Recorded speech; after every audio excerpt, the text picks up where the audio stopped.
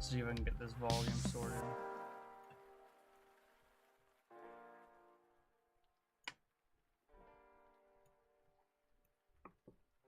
Alright, did it work?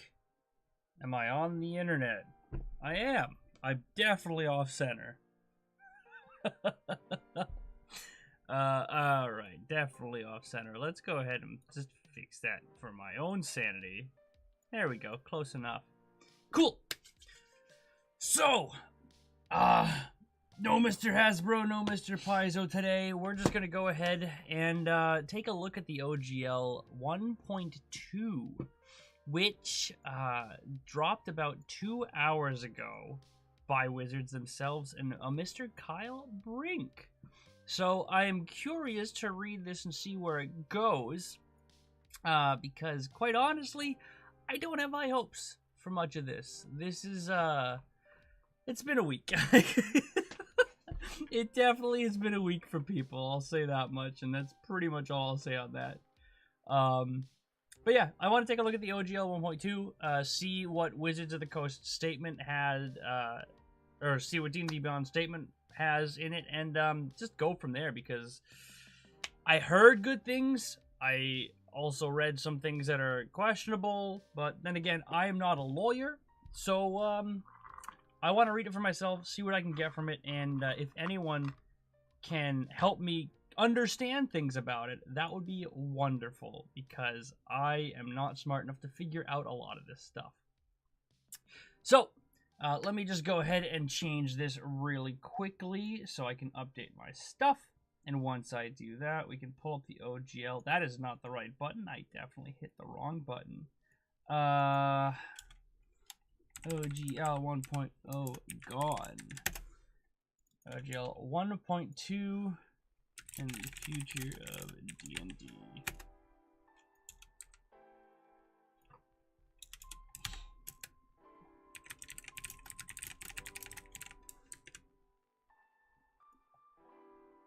Alright, that should be good now. Alright, cool. Well, let's go ahead. I've got all this hopefully set up properly. But if I pull that over there, I should be able to let you guys see what I'm looking at. So let's go ahead, swap over to the actual statement, which, if I recall, is right here.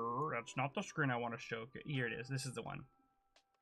So let's transition to this, baby. What are we looking at? What's up, Rivers? How you doing, man? I heard about the OGL 1.2. I was finishing up work when they dropped it, and I wanted the chance to read it. And I turned on the stream because I want people to help me understand it, because, to be honest, I am not smart enough to understand it. So I can give you an uneducated poor man's guess at what it means, but that's about the extent of it. So I want to take a look at it and see if, what we got here. I've heard good things and bad things all at once, so I want to take my own take on it and see what I can get from it, because a lot of people are saying it's a great step in the right direction. Other people are saying it's a good step in the right direction, but it's all smoke and mirrors. I don't know what to believe, so I'm making up my own rules, and we'll go from here. That's what I got for the day.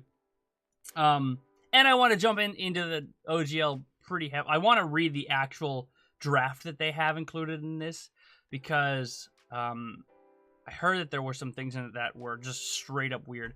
And also, chat on stream looks kind of weird. I apologize. Let me see if I can really fix that quickly, because the chat on the stream should not look that bad. Give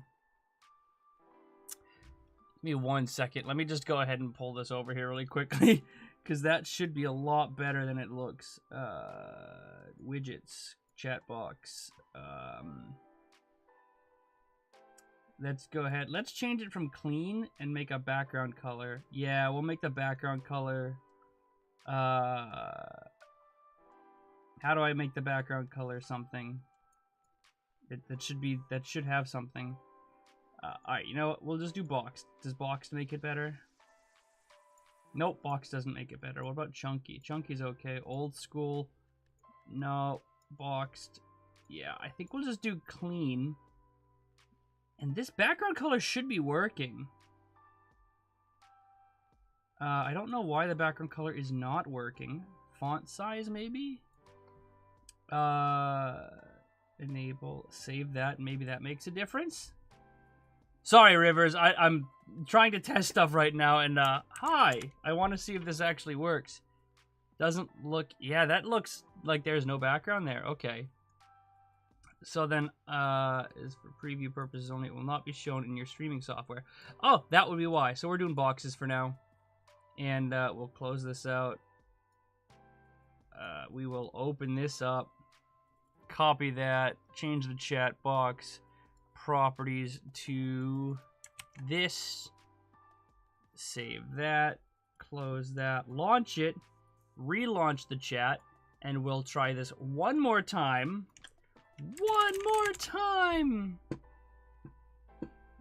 And that should hopefully fix it. Unless it just doesn't work. In which case, I'm just going to go ahead and read it, because unfortunately I can't get the chat to work, which is a big bummer.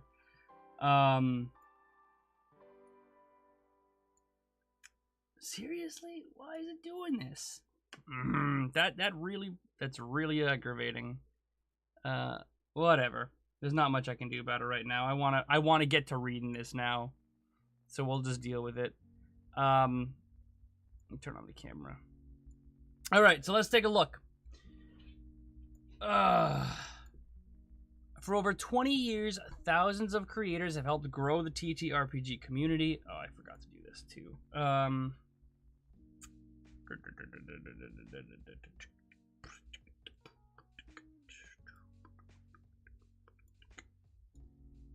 we'll just do this. Pop you here. Close, pause that. We will do this. Pop that on Twitter. Let's get to reading. And then we'll just go ahead. Treat that. Alright. Alright. So, for over 20 years, thousands of creators have helped grow the tabletop RPG community using a shared set of game mechanics that are foundation for their unique worlds and other creations. We don't want that to change, and we've heard loud and clear that neither do you. We're giving the core D&D mechanics to the community through a Creative Commons license, which means that they are fully in your hands. So, okay, so that means that the D&D mechanics are Creative Commons, but that... So here's the question for me, right? In terms of mechanics, what does this mechanics mean? Because the D20 system, that's... Can you copyright that? I'm not entirely sure. Anyways, so that's one thing. If you want to use quintessentially D&D content from the SRD, such as Owlbears and Magic Missiles, OGL 1.2 will provide you a perpetual irrevocable license to do so.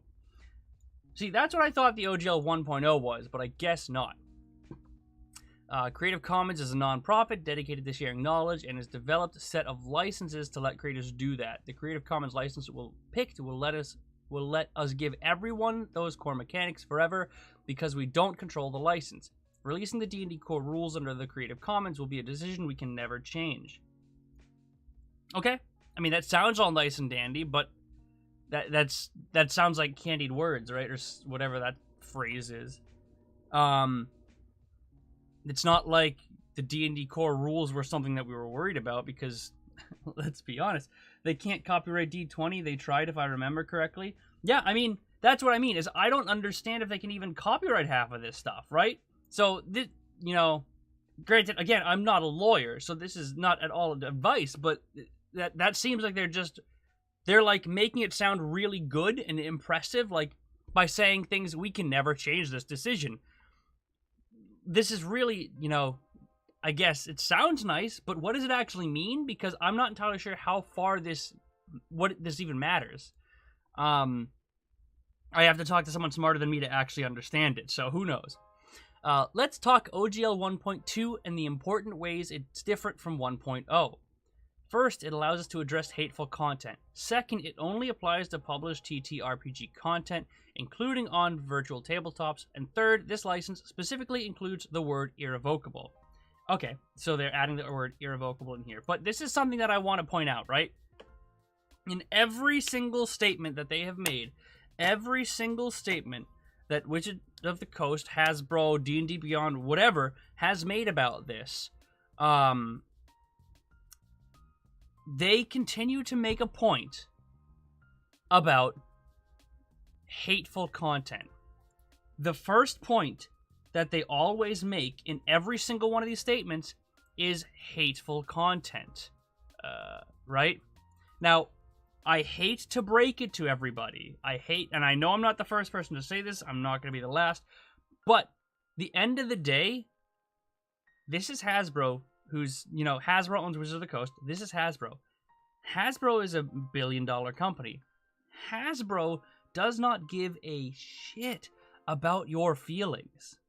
They just don't. So the fact that they're trying to make this OGL 1.2 about hateful content is complete garbage because they just don't care. This is literally just an excuse to make it change with no actual information yet. I haven't read it all yet, so we'll see the farther we go down, but let's go. I also don't speak legalese, so I only skimmed it, but there's definitely has ups and downs. The format of the draft looks quite different than the OGL 1.0, kind of skimmed down, hiding things. Yeah, and I'm Archesian. I apologize if I said that wrong. I'm definitely going to look at the OGL tonight. I want to take a good idea at that. You want a spoiler? It's part of the down. I mean, if I'm going to read through it anyways, you're welcome to talk about it in chat. That's A-okay with me. I'm just going to go through it myself and see what I get from it.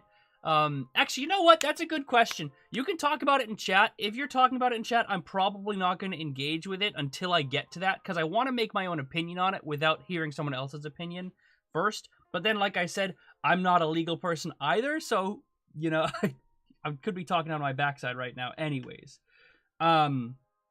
Feels like they're still pushing... Feels like backpedal to still pushing to hateful. They want the right to cancel everyone and anything and what is hateful. Wide open concept to end someone's life. And that is another great point, Kaji. A very, very good point. It is completely open for that kind of stuff, and you cannot police. There's no clause. I'm assuming there's no clause to state what is hurtful or hateful. So it's a very broad statement and but that statement is made up by Wizards of the Coast, so they get to decide, which is where this problem that I have is. Anyways, let's go ahead and go through this. What's not in the OGL? There's no royalty payment, no financial reporting, no license back, no registration, and no distinction between commercial and non-commercial. That's a win. That's a W from Wizards. 100%. That is a W. Big W from them. Big time. Specifically, the financial reporting, royalty, no license back, that's beautiful. I don't necessarily care about, them knowing about what you're doing because of certain things, but at the same time, I think the royalty and the financial reporting and the licenses and the irrevocable license to your content was just garbage. The fact that they've backpedaled to this is a good start, but the fact that it took 2 weeks of us saying, you're not stealing our stuff, is kind of pathetic. At least in my opinion. Anyways, my very unprofessional and thought-provoking opinion, of course. Anyways, let's go ahead and take a look. Nothing will impact any content you already have published, which is good. Under the OGL 1.0, that will always be licensed under the OGL 1.0. That's your stuff. So this is good. So the OGL 1.0, the stuff that was created under that license, still exists, and they cannot take it away. That's good, but they're stating that. Let's read the OGL 1.2 and see what it says. There's a link at the bottom. You can download the PDF. Before you roll down and grab it, let me give you more details. Okay, so this is what Wizards says is in there. I'm curious to see what they say versus what is actually in... Actually, you know what? Keep the word irrevocable in mind. It's important later. Oh, I'm sure it is. I have no doubt in my mind it's important. That word has been the source of nightmares. Let's go ahead and do this. I will do this. Close that out. Perfect. Okay. So Wizard says that protecting D&D's inclusive play experience is in there. As I said above, content more clearly associated with D&D, like the classes, spells, and monsters, is what falls under the OGL. So the stuff that they created. That's fair. You'll see the OGL 1.2 lets us act when offensive or hurtful content is published using covered D&D stuff. We want an inclusive, safe play experience for everyone. This is deeply important to us, and OGL 1.0 didn't give us any ability to ensure it. That's garbage. 100% garbage. I understand protecting your classes, spells, and monsters. I get it. But if we're being honest, 90% of the monsters and stuff like that came from, like, other authors, Tolkien stuff. Like, a Beholder is I think the Beholder is a D&D monster. I think a Tarrasque might be a D&D monster, but it might be based on historical, like, legends or myths. So that's something I'd be curious about to see what actually they have. There has to be something that states what exactly is their content, right? Because I've already stated that they're not doing the actual game rules and stuff. TTRPGs and VTTs. OGL 1.2 will only apply to TTRPG content, whether published as books or as electronic publications or virtual tabletops. Nobody needs to wonder or worry if it applies to anything else. It doesn't. Okay. So they're stating... Seriously? What? Oh, geez, that's nuts. Sorry, I ordered something today and apparently it just got here. That's weird. Okay, so books, electronic publications, and virtual tabletops is what it applies to. Great, whatever, it means nothing to me. Deauthorizing OGL 1.0. We know this is a big concern. The Creative Commons license and the open terms of the 1.2 are intended to help with that. One key reason we have to deauthorize, we can't use the protective options in 1.2 if someone chose to publish. They keep coming back to this garbage. They keep coming back to it. Hasbro, you're a billion-dollar company. You put pride flags on there so people buy stuff, not because you care. Okay? Stop pretending like you care. Because companies don't care about people's feelings. They don't. This is the same damn thing. And so far, the only information I'm getting from this is that, yes, they backtracked on royalties, they backtracked on registrations of licenses and stuff like that, but they keep going back to this hateful stuff, which means they're hiding other things in there because no one trusts that. No one does. You've already given us you've already harmed the entire community by changing this. You've harmed the entire community by this, ignoring it for 2 whole freaking weeks. So the fact that you get to be the arbiter of hateful content that you all of a sudden care about doesn't make any sense. Do I need to bring up the monkey race? No? Okay, great. Oh, hey, the harmful content stuff. I wonder if they'll define what hateful content is later. Oh, okay. Dragon, orcs, elves, and the entire 5 Rings books are mostly... Well, I mean, that's what I mean. How do you like... Okay, I'm getting off topic. I apologize. Hasbro only cares about money, baby. Yeah, Rivers is... Who knows? Businesses do stuff. Why do businesses exist? Businesses exist not to be your friend, not to better the world generally, not to better the world. Businesses exist to make money. That's the bottom line and the hard truth people don't want to admit. All right? So where is the money making in this? Because the only reason to change this, if we're being honest, that Hasbro has, is to make money. Keep that in mind. They are still a business. They still want to make money. This is being changed for one reason, and the one goal of that business is to make that money. So where is it? Where is it in here? And we're going to find it. Very limited license changes allowed. Only 2 sections can... Okay.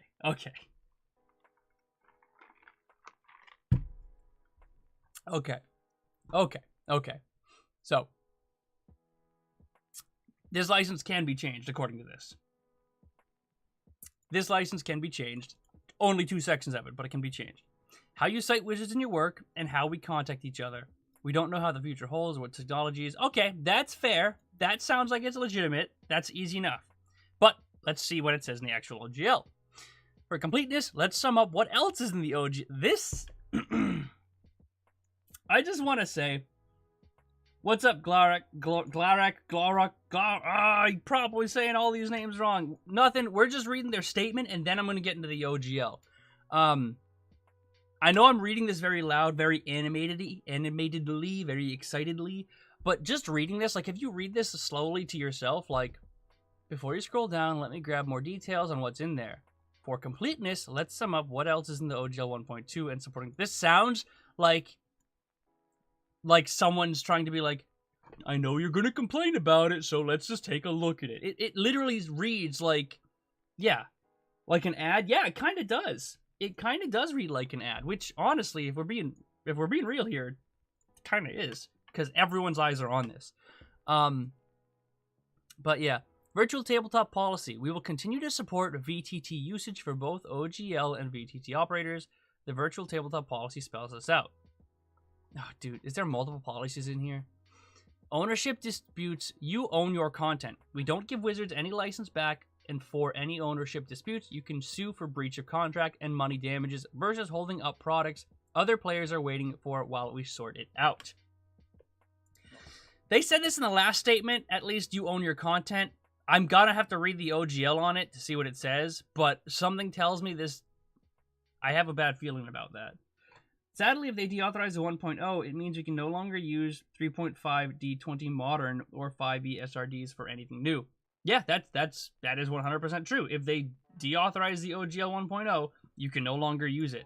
Now, that's not retroactive, so things with 1.0 still exist that were created while it was valid, but going forward, anything new that comes out will have to go under 1.2. So, yeah, that's totally valid, Gregory. No hateful content or Okay. If you include hateful, discriminatory, or illegal content, or engage in that conduct publicly, we can terminate your OGL 1.2 license to our content. So this right here doesn't tell me anything. It, again, for the third or fourth time in this statement, tells me that they don't want hateful content. So why have you told me 4 times? I get it, you don't want hateful content. Whatever your honest to God reason might be, why are you telling me 4 times? What are you trying to hide behind 4 times of saying hateful content is bad? Yes, it's not hard to understand hateful content is bad. People don't like hate. Yes, be nice, whatever. It's not hard to understand that, but why say it 4 or 5 times? Does not make sense. Create a product badge. You'll have the option to include a badge on your OGL works. Once we get your feedback on the badge, we'll create a guide on how to use and display it. You'll have the option to include. Okay, so you don't have to use it if you don't want. You can if you want to, but you don't have to. So, there you go. That's nice. You have an option. You have an option. That's good. We have a choice, everyone. What if we never play 1 D&D and just keep playing 5e? So with 1.0 gone, we can never make new third-party 5e content. Pretty much, James. That's what it sounds like. Unfortunately, if they get rid of the 1.0, it doesn't matter if we're doing 5e, 3.5, 6e, 17e. It doesn't matter. It's going to be the new OGL. Does no one have a problem with the morality clause? I have yet to get there yet, Grognard. I have not gotten it. Grognard. Is that Mark? No, it's not Mark. I feel like I've... Grognard. Man, I feel like that's really, really familiar, and I feel like an idiot for not remembering. Define illegal. Varies from country. Only in the U.S., federal, or national. Well, again, that might be in the OGL, so I want to read it. Does the hateful content include themselves? Because WotC has released hateful content plenty of times. Especially with... I was literally just talking about that. I literally just mentioned that. Did you forget the monkey people? No? No one? Okay. So, yeah, I know. The fact that they seem to be the arbiters of, good and bad is just kind of ridiculous, seeming as how all the stupid stuff they've come out with. Overall, what we're going for here is good faith creators the same level of freedom or greater for things in the Creative Commons to create TTRPG content that's been so great for everyone while giving us the tools to ensure the game continues to become ever more inclusive and welcoming. Again, you're bringing in the inclusive, you're bringing out the hate. I get it. Why are you bringing that up? I've seen him release hateful stuff more than the community. Yeah, no joke, dude. Literally. Interested in your thoughts. Our team does a great job compiling all the playtest feedback in a comprehensive way to reflect upon. After you've read the SRD 5.1, Introduction to OGL 1.2, and the VTT policy, provide your feedback in the review documents. This This right here, the review documents. I want to make a huge statement here, and some people are not going to like it. Some people might like it. I don't know. What's up, Beard Monster? I want to say everyone has been completely jumping on a bandwagon to destroy D&D shorts. People have just completely attempted to annihilate that poor guy because of a leak, and all of a sudden, because Jeremy Crawford says we actually do read feedback, no one trusts D&D shorts leak anymore. I want to say here, right now, that the fact that this is being included, okay, provide feedback on the documents in the survey, which will be live tomorrow. This has been, yes, 100% has been included in every single Unearthed Arcana, every single 1D&D playtest stuff. It's been included in that. But, this right here, it doesn't matter if they read it or not. What matters is the fact that this feedback is private. This feedback is feedback that only Wizards sees. Alright? I'm not saying don't fill it out. We want to fill it out. But I'm also saying you want to be public with this. You don't want to give feedback privately. You want the community to see your feedback and to hear your feedback so the community all stands together with that feedback. Does that make sense? It doesn't matter if they actually read it or not. What matters is the fact that they hear it. And I have a feeling that if they hear it in a private, in a private vacuum versus if they hear it out in the public from everyone screaming from the rooftops, they'll probably be more apt to listen to it. So take that for what it's worth. Don't be jumping on D&D shorts because of this information. It doesn't matter. What matters is the fact that they're trying to make it private so it's out of the public's eye. Anyways, that's that. A great way of compiling feedback with NDAs. Yeah, buddy. Review documents. That sounds like they're doing pitches to network. Yeah, they reject and steal like Disney did. Who knows? I don't believe them either, Rivers. I definitely don't. Oh, boy. Yeah, so subsection 6F, they get to decide who and what is harmful, including if it's harmful to that. Well, there we go, Beard. I'm getting to the OGL now.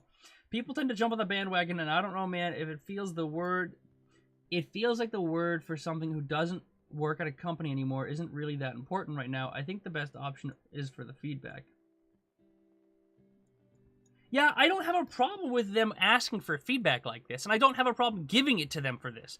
I have a problem with them pushing this rather than public. And they're not pushing it per se, but they're trying to do this in a very sneaky, distract and distort way, so you do this rather than post publicly on Twitter. And do not be confused. There is a reason for that. They're not doing it because it's just what they've always done. This is specifically in this statement to make you think to do it privately and not tweet publicly. So businesses don't do anything without a reason, and there's a reason for this. Post it publicly, screenshots, yeah, exactly. Nadine, I actually think Wizards of the Coast will take feedback into account, but won't ask questions about anything relevant to what they're trying to do to VTTs or, yeah, third-party publishers. Yeah, exactly. Who knows? I think they'll read the content. I think they'll read the feedback. We already learned it took 2 weeks to respond to everything that's been going out and blowing up in public. To be open discourse that allows people to see what other people say, not only Wizards of the Coast. Yeah. Where's that? I think it needs to be open in public anyways, yeah. You bunch of filler nonsense to distract people, pretty much. Yeah, I saw the D&D shorts thing. Gotta agree with Trez. The former employee is just that, former. Maybe they did read it in 2015, not anymore. When they put out the survey, people can submit their feedback on the survey and post feedback in a public forum post. So, yeah, but when you say public forum post, okay, a public forum post that's maintained on Wizard servers versus Twitter. Let's be honest. What's going to be seen more? They say the new OGL is irrevocable, but they have clauses that allow them to force it to be revoked. Of course. Need one of them to be Socratic seminars from high school. I don't know what that word means, Archesian. I'm sorry. Alright, let's get into the OGL. This is where I need to get into, right? I apologize. I keep just jumping into this and going down rabbit holes. Hey, just a quick question for everyone on the stream. Is the music too loud? Is the music a good level? Can you even hear it? Is there no music? I can't tell. I I'm a very professional streamer. Is the music good level, though? Should I turn it up, down, leave it, whatever? Who knows? Pronounce... Hey, nice. There's no music! Ha ha ha! Perfect. Great. It's light in the back. I'll turn it up a little bit. I don't even know if it's... Oh, wow. Did it not work? Alright, well, there we go. I turned it up just a little bit. If it's there, if it's there. If you don't... If you want it off, tell me. I'll turn it off. Whatever. Oh, God, I hear... Oh, God, that's not a good sign either. I hear the... Oh, God. Alright, we'll leave it right here. If it's too loud, let me know. If it's not, whatever, we'll leave it. I've completely lost faith in Wizards of the Coast. They're trying to take back control of the discussion. Exactly. I think so too, buddy. I think so too. But anyways, let's go ahead and get into this. I'm going to go ahead and zoom in. Let's see what we get. And actually, I should pop open Twitter so I can keep up to date with what's going on Twitter in case I missed anything. And then Discord will pop this open. What is this? Why did I have an announcement there? Nah, it's weird. Whatever. Okay. Anyways, we're back. Okay. Let's see. So it does say draft. This is a freaking meme. This is the meme right here. Everybody, here's the meme. Meme it. This is it. The draft. All right? The draft they keep talking about. It's right here. Where's the signature? Where am I supposed to sign for the draft? Huh? Where's the sign? Where's the please sign here? Because it's a draft, right? There should be somewhere to sign. Right? That's what Wizards of the Coast is telling us. Drafts have signature things, right? No? Not here? Oh, okay. Interesting. Draft. Let's see. Introducing the SRD 5.1. Dungeons & Dragons content is available to you in many ways. The core D&D mechanics, which are located on page 56 to 104, 254 to 260, and 358 to 359 of the system reference document, are licensed to you under the Creative Commons 4, meaning Wizards is not placing any limitations at all at how you use that content. Let's go ahead. I'm curious. No, not Creative Commons 4. Is the system reference document 5? Ah, jeez, they don't have a link to it. Blah. Gonna have to search for it. Yikes. That's a big oof. Big oof from me. Let's see. Our copyright rights in the other content included in the system reference document are licensed to you under the Open Game License 1.2. Okay, so it looks like the core mechanics are everything. Everyone owns them. There you go. But everything else is under the Open Game License 1.2. Use of D&D virtual tabletops is allowed on the terms of Wizards. Do I have to open this too? What is this policy? There is no policy. Wizards? Did I click that right? Wizards. On the terms of Wizards virtual tabletop policy. Okay, click. Wizards, that just brings us to your website.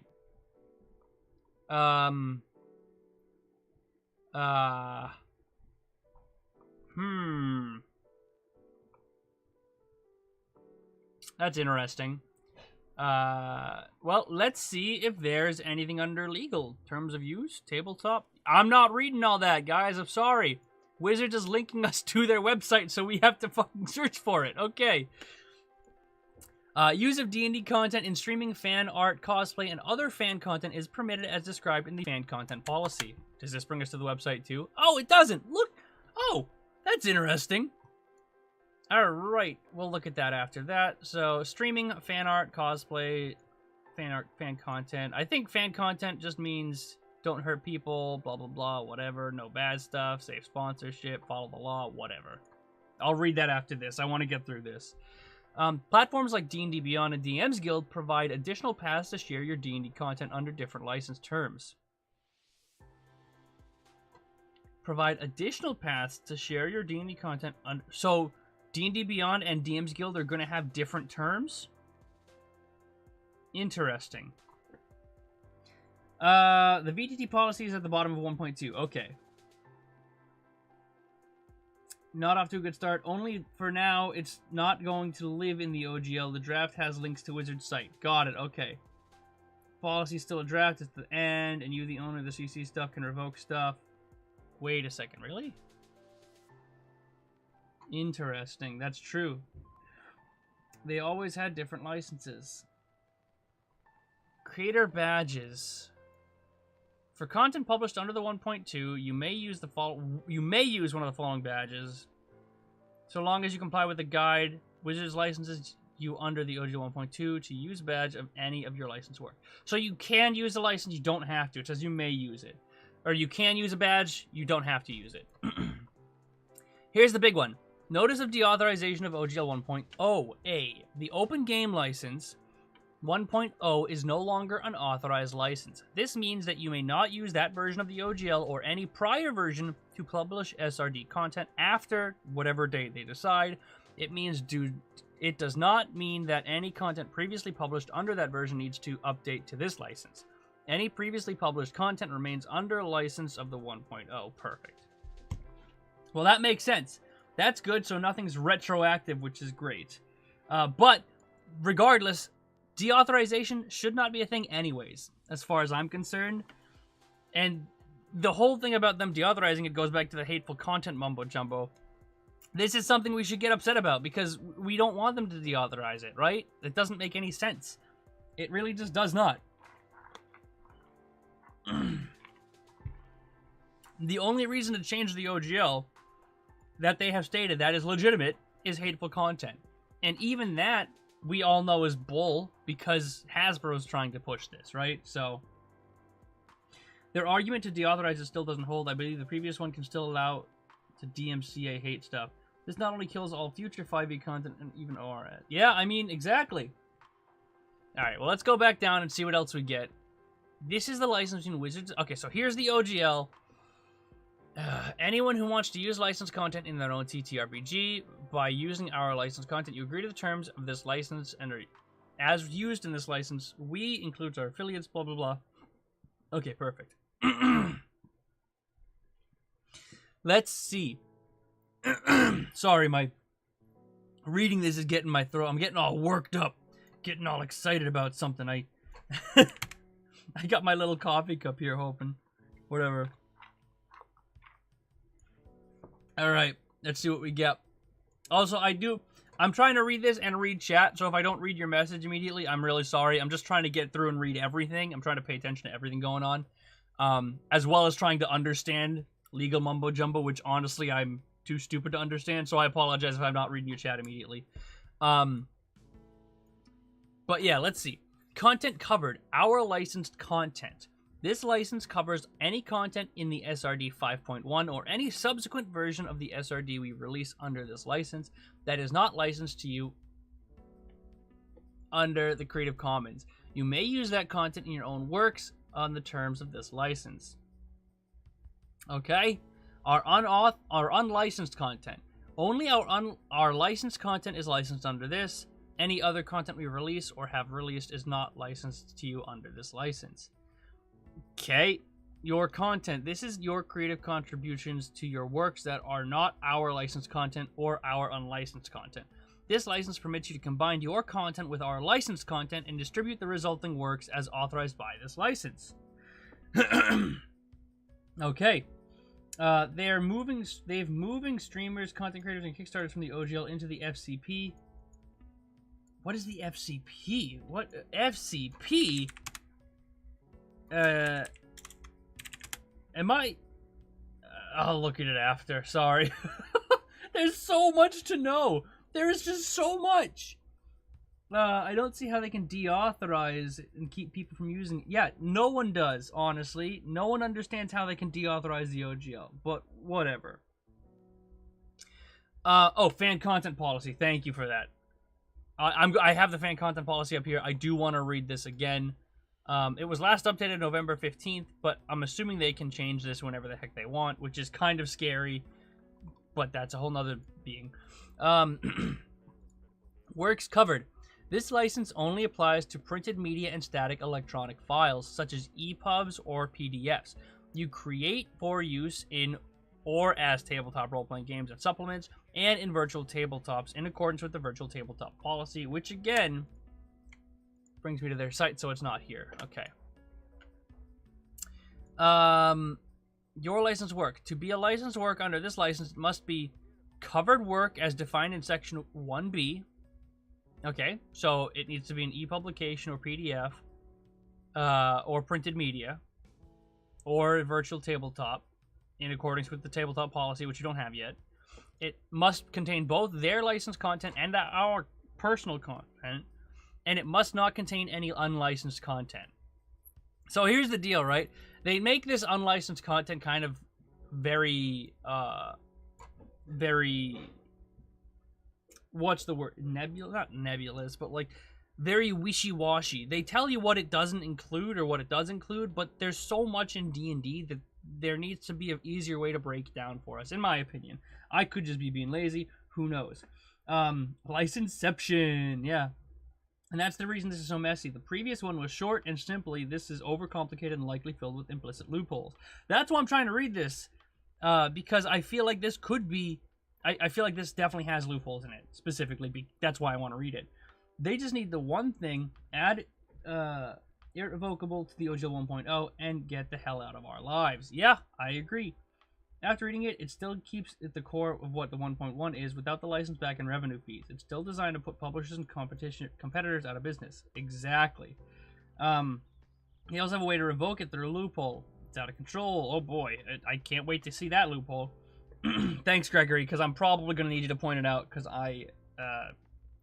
I'm not a legal person. I don't know.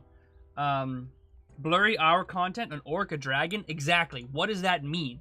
Like, you can't copyright or you can't own the rights to a dragon, right? Like, a dragon is something that, like, has been around since before Hasbro was even a company, I'm sure, right? Like, the concept of a dragon was way back hundreds of thousands of years ago. You can't do that. But, could you? You can definitely license, like, Thombershard, the red dragon in Gracklesturg. You can license that, guaranteed. But you can't license a red dragon. But Thombershard, the red dragon, you probably could because it's a character. It's not a dragon per se, it's a character. So, I'm sure there's a bunch of blurry lines here that's just, which I don't trust at all. Which is kind of why this is kind of a big, I feel like a slap in the face. No change at all. I couldn't care less what Wizards of the Coast might understand as hateful content. Leave it as is or we'll leave. Exactly. This just reminds me of Fine Bros trying to copyright the word react. Did that really happen? Man. Will this stop DMs from playing non-licensed content at sponsored shops? I'll tell you right now, Breakaway, is it's not good. You can't, right? You can't, because then you'd have to police it, and you can't police that mumbo jumbo, right? Who knows? Whatever. They can own their own beholders and the space tentacly things, but orcs and dragons, yeah, they're gonna have to fight for the Tolkien state for one of those. Yeah, even Tolkien doesn't own dragons, man. Right? Like, dragons are mythological creatures, right? I think that's a bit of a stretch to think anyone could even do that. Alright, let's get back to this. Copyrights. We are only licensing you our copyrights to our licensed content, except that under Section 5A. What's 5A?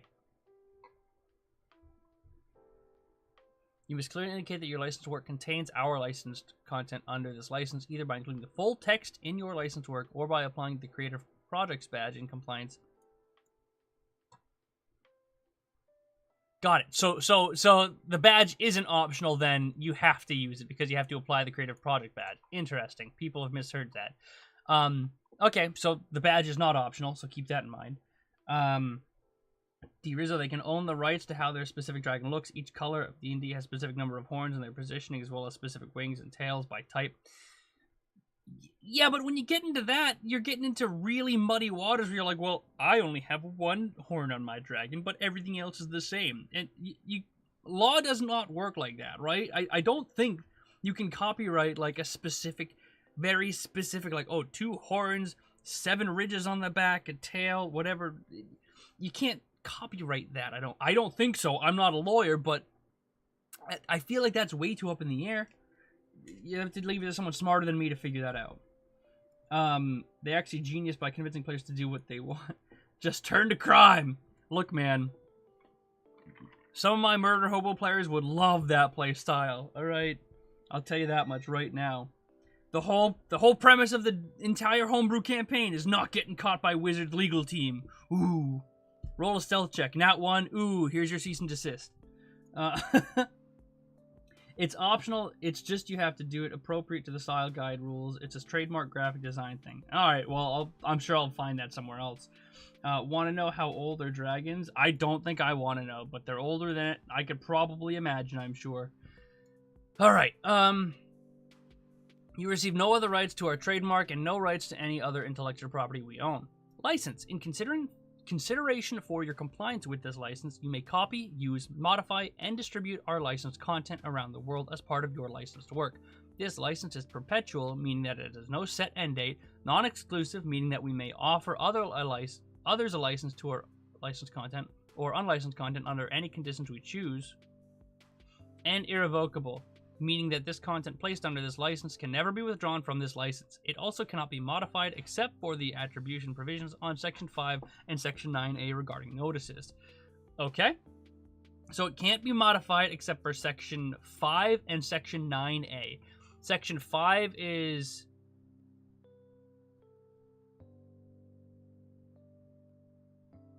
So Section 5 happens to be how you control your content.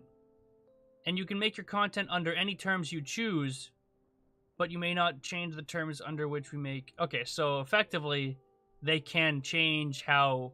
They can change what they require you to do to make licensed content. So, really, it means... I feel like that means that they can change it whenever the hell they want. So that's kind of weird. I could very well be reading that wrong, but I want to actually write that down. I want to keep a note of some of the things I want to keep track of. Section 2, license, cannot be modified except sections 5 and sections 9A. That does not make any sense here, because if you go to Section 5, Section 5 is what allows you to use their licensed work in your work. You may permit the use of your content on any terms you want. However, if any license you offer to licensed work is different from the terms of a license, you must include the licensed work attribution of our licensed content found in the preamble of the applicable SRD and make clear that the licensed content included in your licensed work is made available of the terms of the license. So I'm going to have someone smarter than me read that, but anyways. Draconic creatures long before time had a name. Yeah. Draconic creatures are first described in mythologies 8,000 BC. Yep, that sounds pretty old. Yep, probably some cave painting somewhere, exactly. Clause 5, 7A, and 9A that give them the ability to create an unenforceable situation and revoke the whole license. I'm gonna take a look at that. What was it? It was 5, 7A, and 9A. Revoke whole license. Perfect. I'll take a look at that.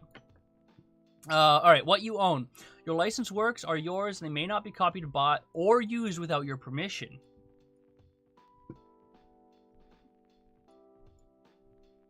Okay.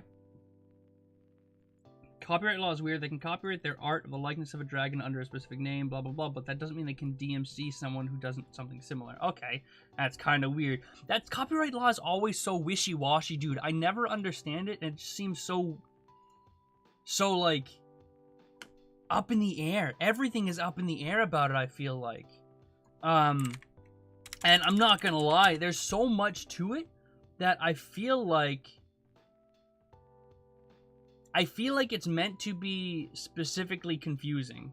But, yeah. Anyways. Alright. Because the dragon's older thing. Any condition we choose... Wait, did they say any condition we choose? Did I skim over that and not read that? Heck, the Tarrasque is also a legendary creature. St. Martha fought it in folklore. Is it really?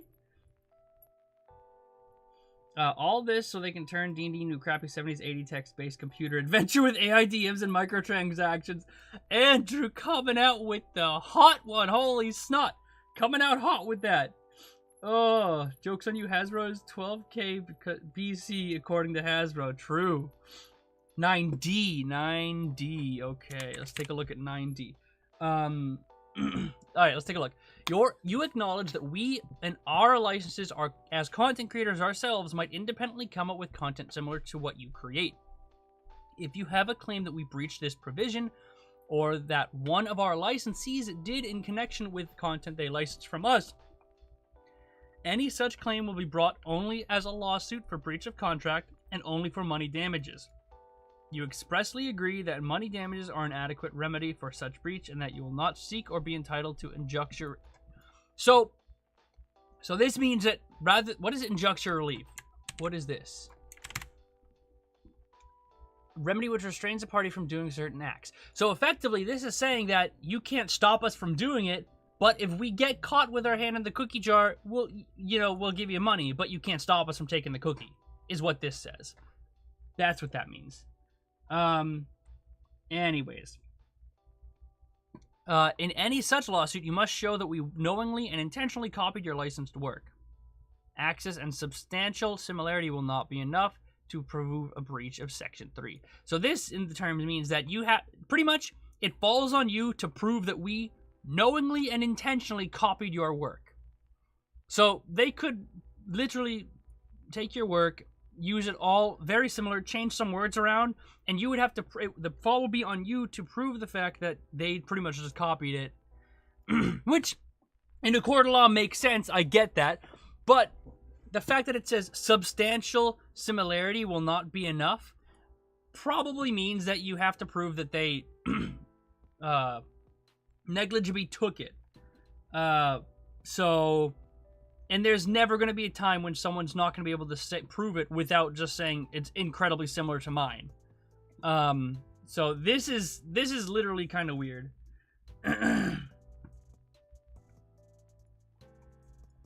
What we own.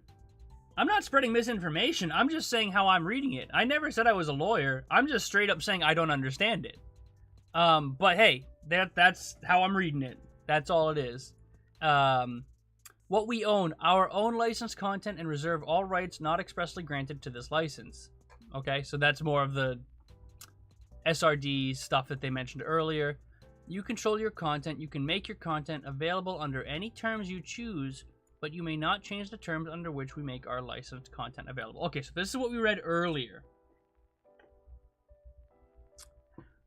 You must clearly indicate that your licensed work contains our licensed content under this license, either by including the full text, a full text of the license in your licensed work, or by applying the creator's products badge in compliance with the then current style guidelines. Okay, so this is saying that you need to follow the guidelines for the compliance badge, creator's badge rather, and then you may permit the use of your content on any terms you want. However, if any license you offer to your licensed work is different from the terms of this license, you must include the licensed work, the attribution for licensed content found in their preamble to the applicable SRD, and make sense or make clear that our licensed content included in your licensed work is made available of the terms of this license. Okay, we already read that. We knew that already. Warranties and disclaimers. You represent and warrant that age and capacity be bound, you are over the age of minority, or if younger, you have had parents. Okay, there you go. Authority, you have the power of authority to enter into this license. Okay, you're old enough to do it. No infringement. Your licensed works do not and will not infringe on third-party content. Totally normal. No endorsement. Except as otherwise expressly allowed by this license, you will not state, suggest, or imply that your licensed work are endorsed or be endorsed by or associated with us. Okay. So it's just third-party content then, which makes sense, I guess. New illegal conduct. You will not violate any law. No hateful content or conduct. You will not include content in your licensed work that is harmful, discriminatory, illegal, obscene, or harassing, or engage in conduct that is harmful, discriminatory, illegal, obscene, or harassing. We have the sole right to decide what content or what conduct or content is hateful, and you covenant that you will not contest any such determination via any suit or other legal action. Okay, so this is what we were talking about earlier. This is where they're the arbiters of right and wrong, right? Which, you know, I understand because it's a legal document, because there has to be an arbiter in this stuff if you're gonna kind of do this, but they don't define what's harmful, they decide what's harmful. Well, that's what I mean, is they're defining that their definition of hateful is whatever the heck they say it is. Which is what I'm talking about. And the fact that it's not just create content, it's also conduct. Yeah, exactly. And conduct, Arkeesian. That's kind of weird, because you could just go to be like, maybe someone said something really weird 5 years ago that you don't like, and be like, you know what? I don't like that guy. We're not doing that anymore. Not saying they will do that, but the fact that that's in there, and the fact that you cannot contest this, is another big thing. All right, let's go. Let's write that down. That is 6F. Hateful content. They are the arbiters of hate, and no contest allowed. Okay. They don't define what's harmful, and they don't say anything about having to explain why or what's harmful, and you can't fight them on it. Well, that's what I mean. Waiver of jury trial. Wait, where's that? Waiver of jury trial. Oh, I see. Waiver of rights. Waiver. Okay, so I'll get to that. I will get to that. They don't define. Yeah, it's crazy.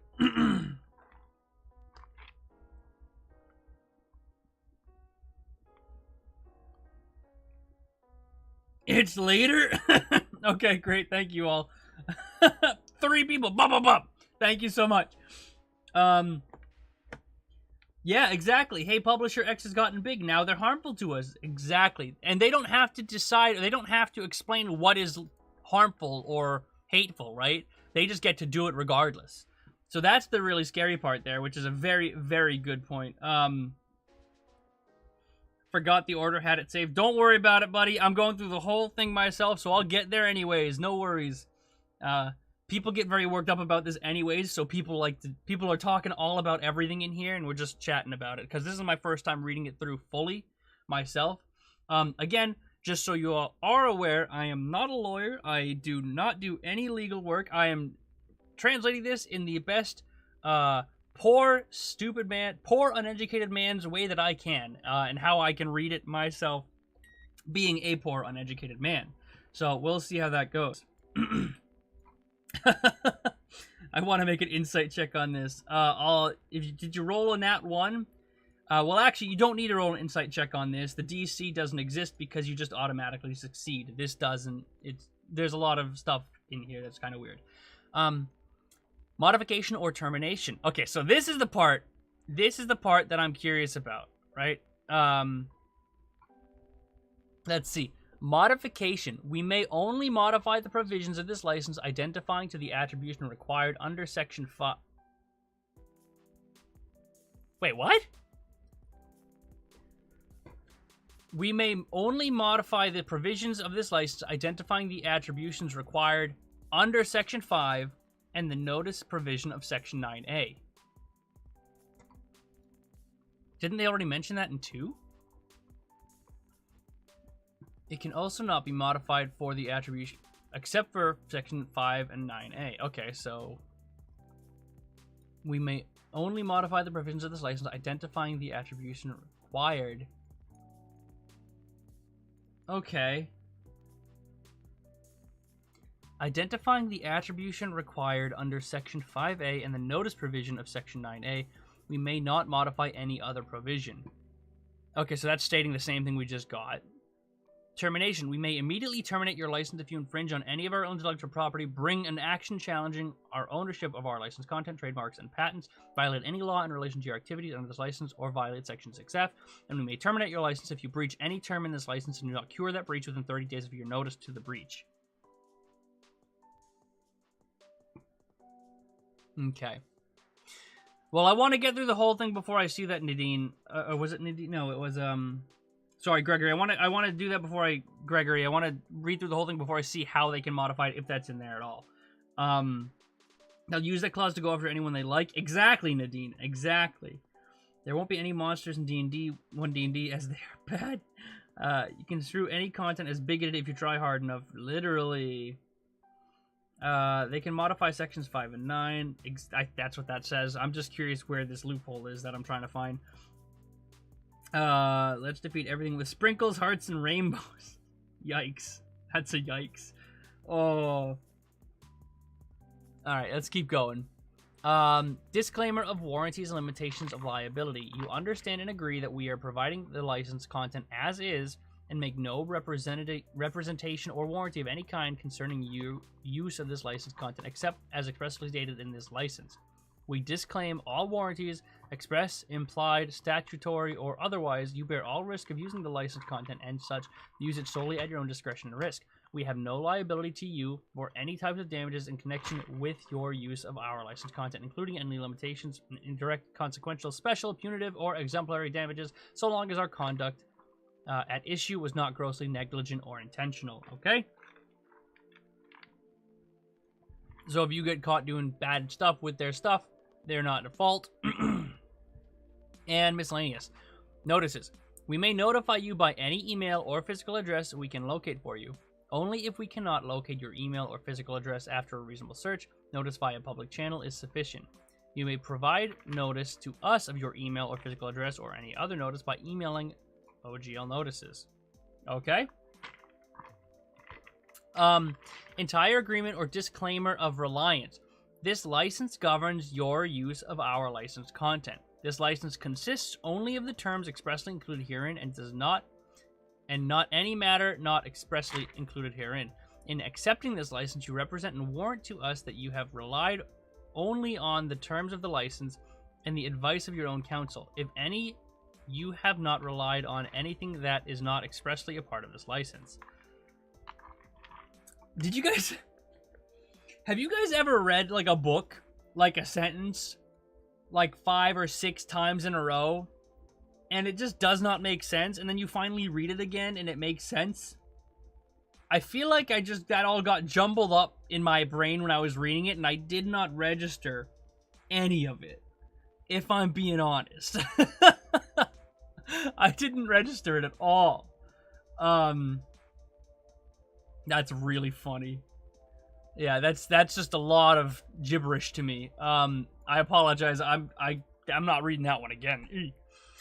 No waiver of rights. If we fail to exercise any right we have under this license, that failure will not prevent us from exercising that right in the future. Normal. Severability. If any part of this license is held to be unenforceable or invalid for any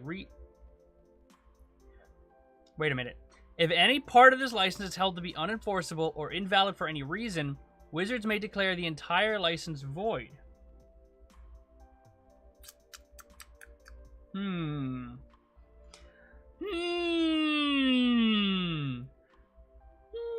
License void, can't be changed, can't be revoked. Okay. If any part of this license is held to be unenforceable or invalid for any reason, Wizards can declare this license void.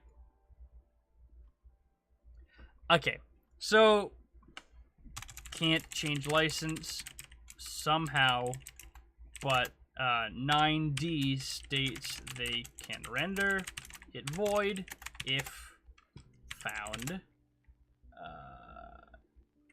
unenforceable or invalid. I'm curious what that means. Little did they realize we are an army of rules lawyers and people who play here. Exactly. The army of rules lawyers shall strike again. Guys, I actually have to take a quick bathroom break. I am chugging this coffee, and I want to be all here for this tabletop policy, and I want to finish that. I'll be right back in like 3 minutes. I will wash my hands. Don't bother asking when I'm back. I'll be right back.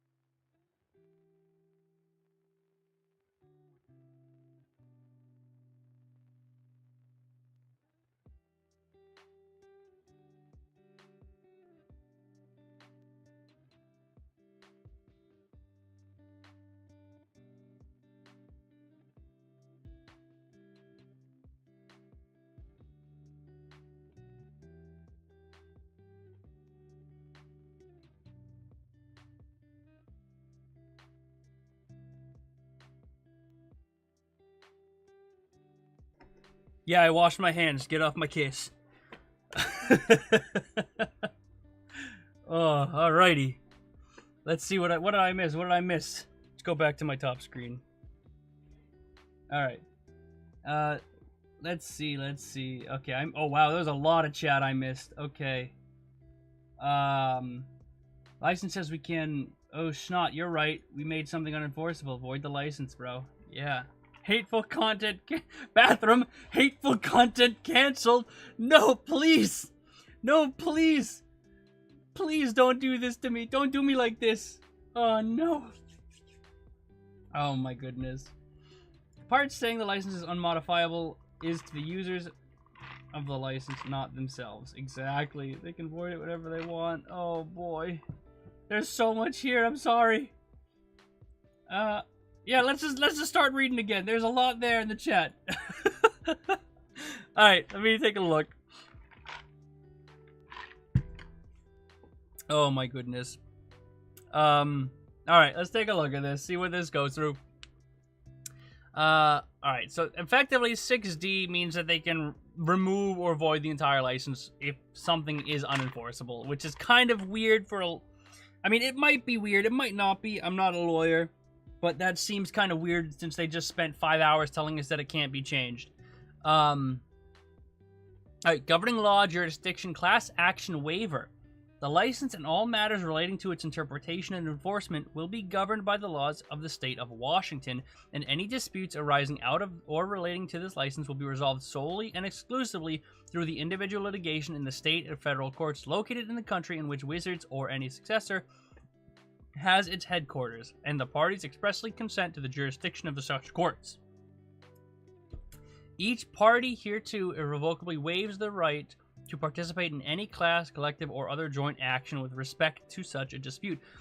Okay, so you cannot participate in any class, collective, or joint action lawsuit against Wizards regarding this OGL. Interesting. Oh, yikes. There's a lot in here, guys. So this is 1.1 with fancier language. It kind of is, Nadine. It kind of is. So if they actually do steal your work and you prove it, you just get monetary damages and they can terminate the license since you sued them, but they can't continue. So, Ralph, here's the deal about that. They can, if they steal your work, and you can somehow prove that they did steal your work, you will get monetary damages, but they could then turn around and be like, oh, well, your content's hateful, and revoke your license specifically, and then they can continue to use the stuff that you created as well. So, I mean, it's very wishy-washy, I feel like. Who knows? It's very kind of weird to me. Anyways, Mr. Hasbro, can you say the F word? No, Mr. Hasbro's gone, man. Mr. Hasbro's in a suit. I got my suit right there. Don't make me pull out the Mr. Hasbro, please. Yeah, effectively, this is saying that you can't be any suit. Headings and footnotes. The headings and footnotes contained in this license are for reference purposes only and shall not affect the meaning. Okay, so that's just headings and footnotes for reference. Waiver of jury trial. We and you each waive any right to a jury trial of any dispute, claim, or cause of any of. We and you each waive any right to a jury trial of any dispute, claim, or cause of action related to or arising out of this license.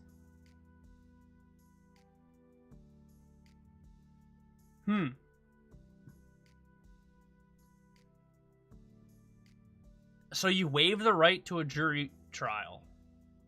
I don't know if that's normal to have in there in a license like this. I really don't.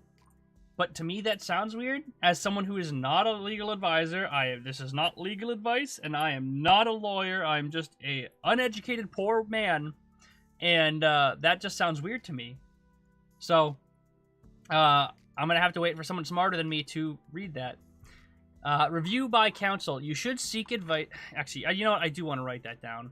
I do want to write down review by counsel. No, it's section 9G. 9G waive right to jury trial. What the fuck? There we go. Okay. What was that? Corpse. Okay, what? Snort? Hold on a second. Where did that come from? I don't know where that went. Snort. I didn't play Dungeons & Dragons for all these years without learning a little something about courage. The X-Files nerd, if he can. We must hold the line. What? Where did that come from? Soul Sound Music, thank you so much, my guy. That's awesome. That's like, hold on. Okay, fine. There you go. You know what? We got it. We got a $10 dono. We'll put on the glasses. We'll put on the glasses for Mr. Hasbro. Snort. I didn't spend years wielding the katana and learning the ancient art of Dungeons & Dragons to be taken down by some stupid corporation. Oh my goodness, I love that. That's great. Thank you so much, Soul. Mr. Hasbro, can I kiss an NPC or is PDA hateful?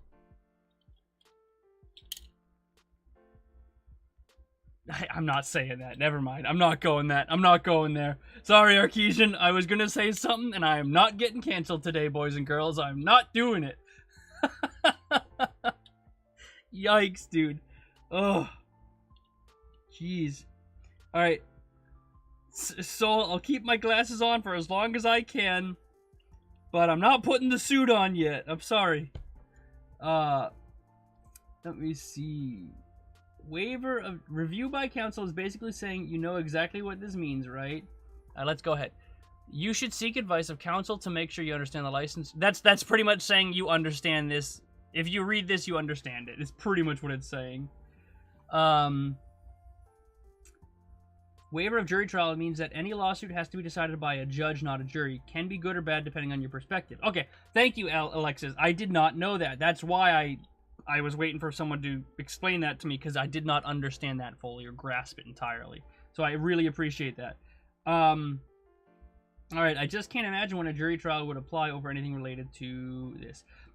Seems like a silly thing to add. Honestly, you don't know me. I don't know this. That's what I mean, is I don't understand where legal courts would come into play with this, because it's not a dispute between two people. It's not like a crime. It's not like, it's just a copyright thing, right? Or like a licensing thing. So I have no idea where the actual law falls into that. So you can't claim ignorance. Exactly. I like how you can not have legal content in licensed product for a game where you kill people. Yeah, right? That's hysterical. Or you can kiss me instead if you want, but like platonically as bros, or if Mr. Hasbro is against bromance too. Oh no! I can single goodnight ooh-woo. Oh no! Keishan. Oh, I love that. That's hysterical. Part of the fiction. Let's see. Can I dominate an NPC? Not under 1.2. Dominate person. Oh no! Oh, we're getting deep into this now, boys and girls. That's funny. Alright. Let's go ahead and pull back in here.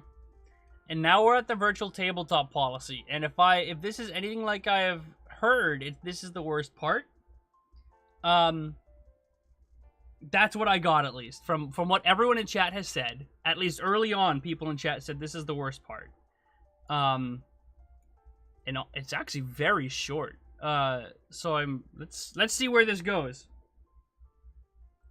Mr. Hasbro sued me for doing some uncouth act to court. Oh my god, but I'm a necromancer. Why do you think there's no necromancer in the game, huh? Aside from the necromancy school of magic wizard, which doesn't necessarily mean necromancy. The Pearson, I'm excited for this part. Oh god, that does not fill me with hope. That does not fill me with hope, buddy. Okay.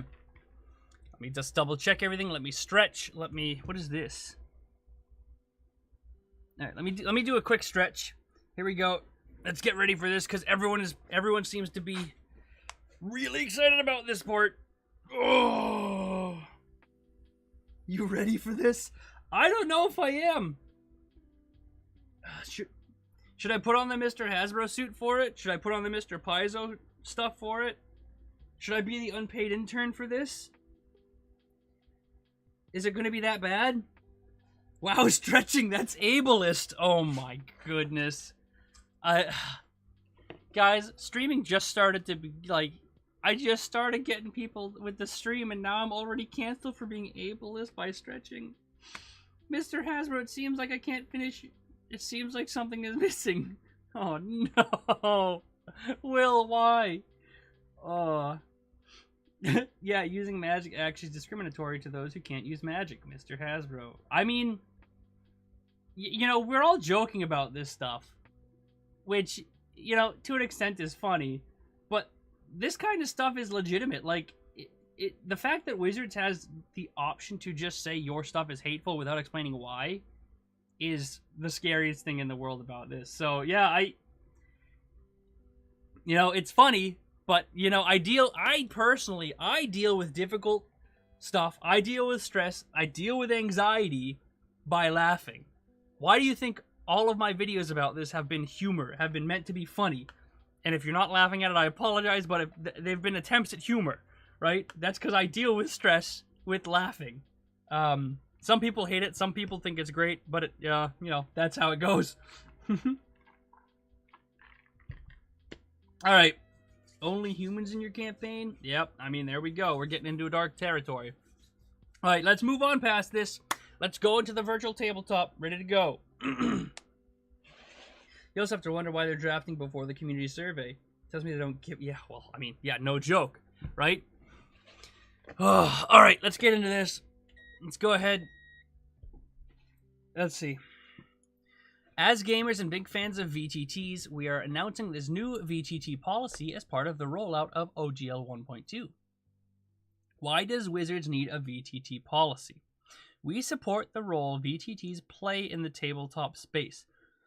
The ability to game remotely means that more people can play game, more people can game, and it's wonderful that people thousands of miles apart can share a space as though sitting around a table. But as VTTs advance, their functionality will raise tricky questions.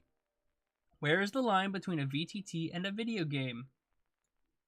I can answer that right now. But I won't do that yet. Hold on.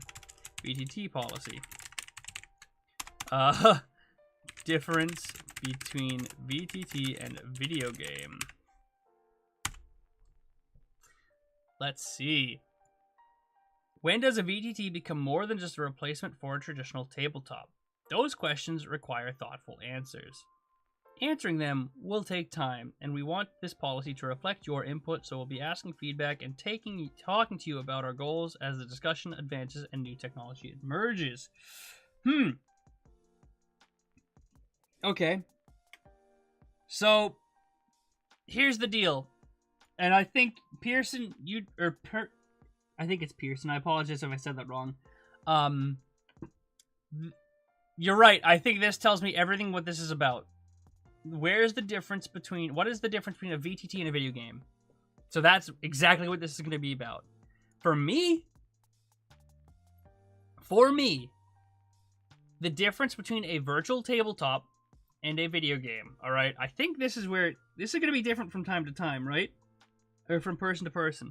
What I think the difference for me is, and this is completely initial thought right off the brain, I have not put any significant amount of thought into this. This is literally my opinion as it is right now as I read this for the first time because I've never thought about this, is I think the difference between a VTT and a video game is the difference between, you know, having a DM and players, and you have someone who has created a game for you that is not someone like Wizards, right?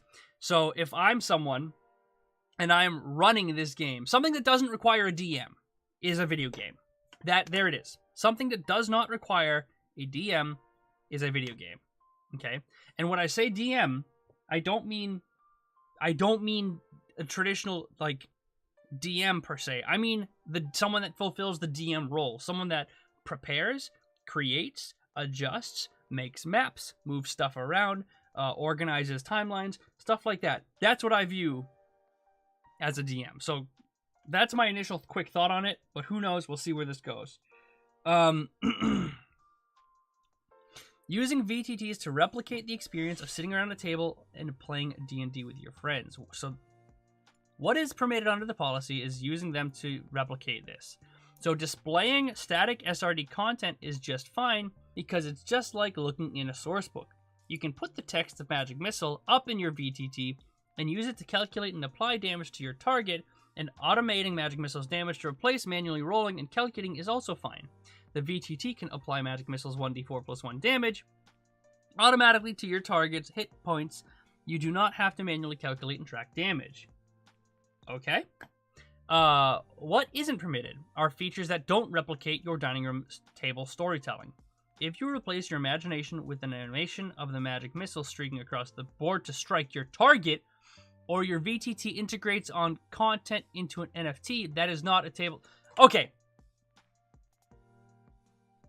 Beep, beep, beep, beep, beep, beep, beep. Back it up. Hold on. Back up the truck, okay? So what isn't permitted is features that don't replicate your dining room table's experience, okay? If you replace your imagination with an animation, that is not allowed.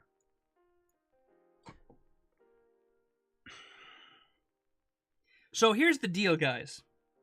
Here's the deal, okay?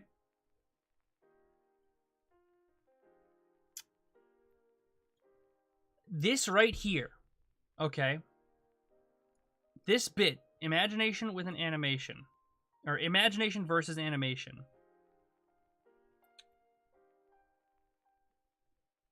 This is the part that's going to kill Wizards, right? Because there's plenty of other virtual tabletops. There's plenty of other systems that can be played on virtual tabletops. And if Wizards is going to go fight other tabletops because of this, this is going to be a huge problem. Plus, you want to talk about, accessibility? People view things and think of things in incredibly different ways, right? Some people have very bad imaginations. Some people have very imaginative imaginations. They can see things. Other people think in colors. Other people think in words. Like, this is just... The fact that you are attributing a virtual tabletop to a video game just because it has an animation is ridiculous. What about the animation of the dice rolling? You know, that's an animation. That's not up for interpretation. Yeah, it replicates what's on the table, but it's an animation, right? That's a very good point, Beard Monster. What about Fog of War? Is Fog of War an animation? That is huge, and that is pretty much super duper important for D&D, any sort of tabletop you play, because if you can't see something, you're not going to know it's there, right? So why would the DM put it on the table if you can't see it yet? That's a very good point. You can simulate a Fog of War on a tabletop by taking pieces off you can't see. Yeah, but there's an animation aspect to that. And what they're doing here is if you replace your imagination with animation, that's what's confusing me. I haven't even gotten to the next bits. But the fact that they're taking an animation aspect and making that the focal point here is kind of spooky. Really? Does that actually exist? A Fantasia? That's really interesting. Yeah. I mean, Alexis, if we're being honest here, right? If we're being honest, I can simulate magic missiles by throwing dice at minis. Right? I can simulate that. Easy peasy. Are you kidding me? On our live stream, I throw dice at the players. I don't actually do that, but I throw dice at their minis at least. Right? Like, if we're gonna get nitpicky like this, I can make stuff up. Right? Ugh. Again, with the artist toxicity here. It's just ridiculous. Yikes, dude. Yikers, yikes. Big yikes. Okay. Let's keep going. Look, all we have to do is start using fireworks at our tables. Yeah, I can shake the table when I cast Earthquake. Exactly. This is... Yeah, exactly. All right, let's keep going down. I don't have a problem with the NFT stuff. I don't think anyone has a problem. No one seems to have a problem with the NFT stuff, right? But this animation thing is kind of spooky, guaranteed. May I make my own VTT owlbear token look like the one from the monster manual? No! We've never licensed visual depictions of our content under the OGL, just the text of the SRD. That hasn't changed. You can create creature called an owlbear with the stat block from the SRD. You cannot copy any of our owlbear depictions, but if you draw on your own unique owlbear or someone else did, you can use it.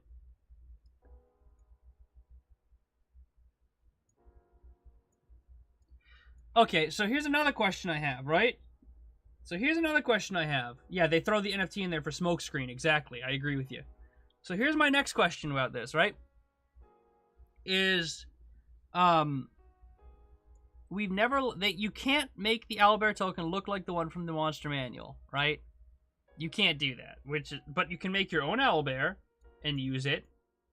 So who's the arbiter of whether or not it's similar? Huh? Can you prove without a shadow of the doubt that I copied what your owlbear looks like? No? Oh, you can't? But you can still probably not allow us to use it, right? Who determines this? Where does this come from? Right? Where does the determination of whether or not an owlbear is an owlbear or looks like an owlbear or doesn't look like an owlbear come from? Okay? This goes directly back, way back here, all the way to, where is it? The content, where you have to prove that they took your content.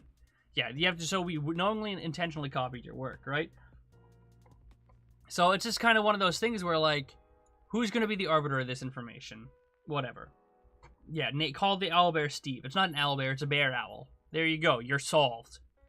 What about OGL 1.0? Does this policy apply to that? Yes, you can upload your already licensed content to a VTT.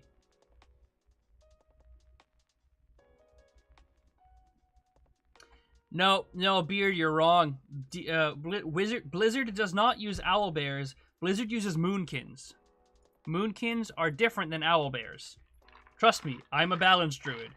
Moonkins are not owlbears, even though they look incredibly similar.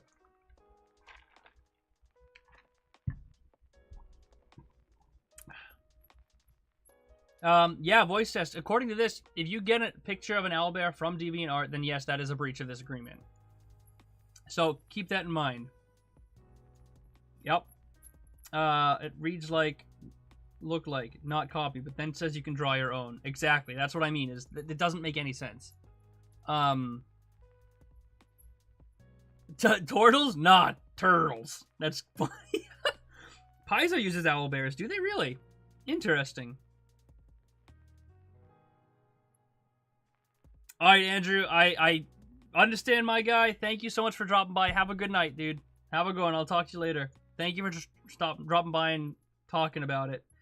You can change that will. They don't care about your feedback. Yeah, exactly. Could I have a mad wizard who creates a chimeric hybrid of an owl and a bear? Yeah, why not? Just call it a bear owl. Different. It's not a conversation. It's a ploy. Yeah.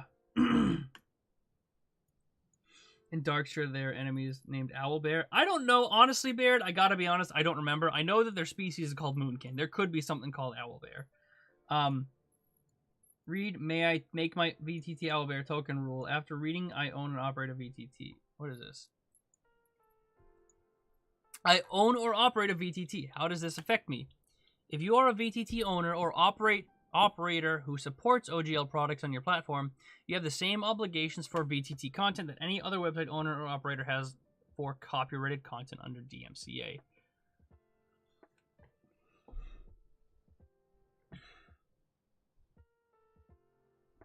And then, okay, I just want to finish this off. There's one more sentence. You say this is a conversation. Does that mean this policy can change? Yes, we need your feedback.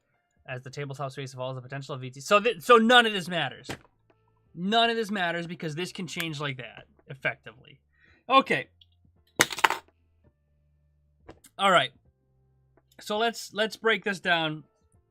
This right here is what's scary for VTTs. Okay? Is that they have to enforce this. But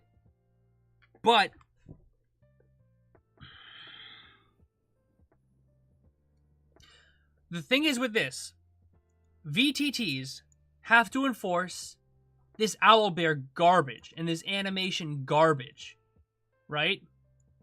but there's no validation or information other than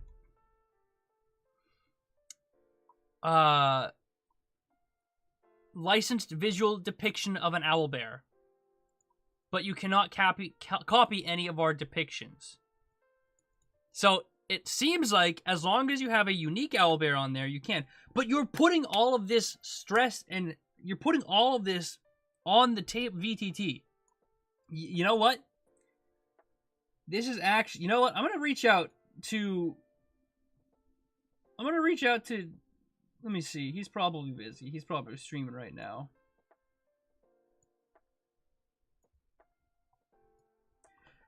Dude, I'm reading the VTT stuff now after the OGL, and it's nuts. I'm actually going to mute my desktop audio really quickly so you guys don't hear this. And we're going to see this because that's crazy. Ugh. They also have to take down any content that deems hurtful or harmful. Jeez, dude. It does not make sense.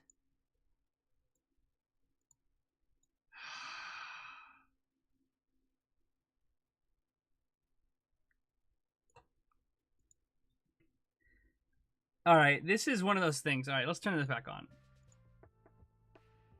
I turned my music on. Hopefully you can hear it now.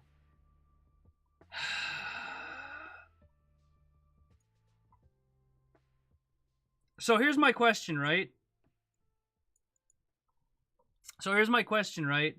Wait, they'll also have to take down any content deemed hurtful or harmful. Does the hateful thing mean if we use the original Spelljammer?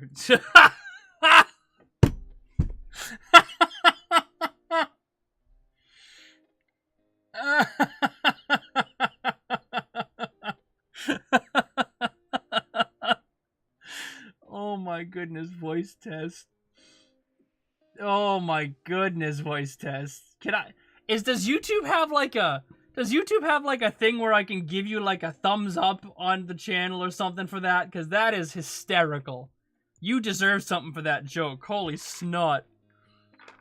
Oh, jeez. I gotta figure that out. That's hysterical. Alright, let's see. They have to oblige and then change it because they know they can't enforce it. Exactly. Does the hateful thing mean we can use the original? Yeah, we just did that voice.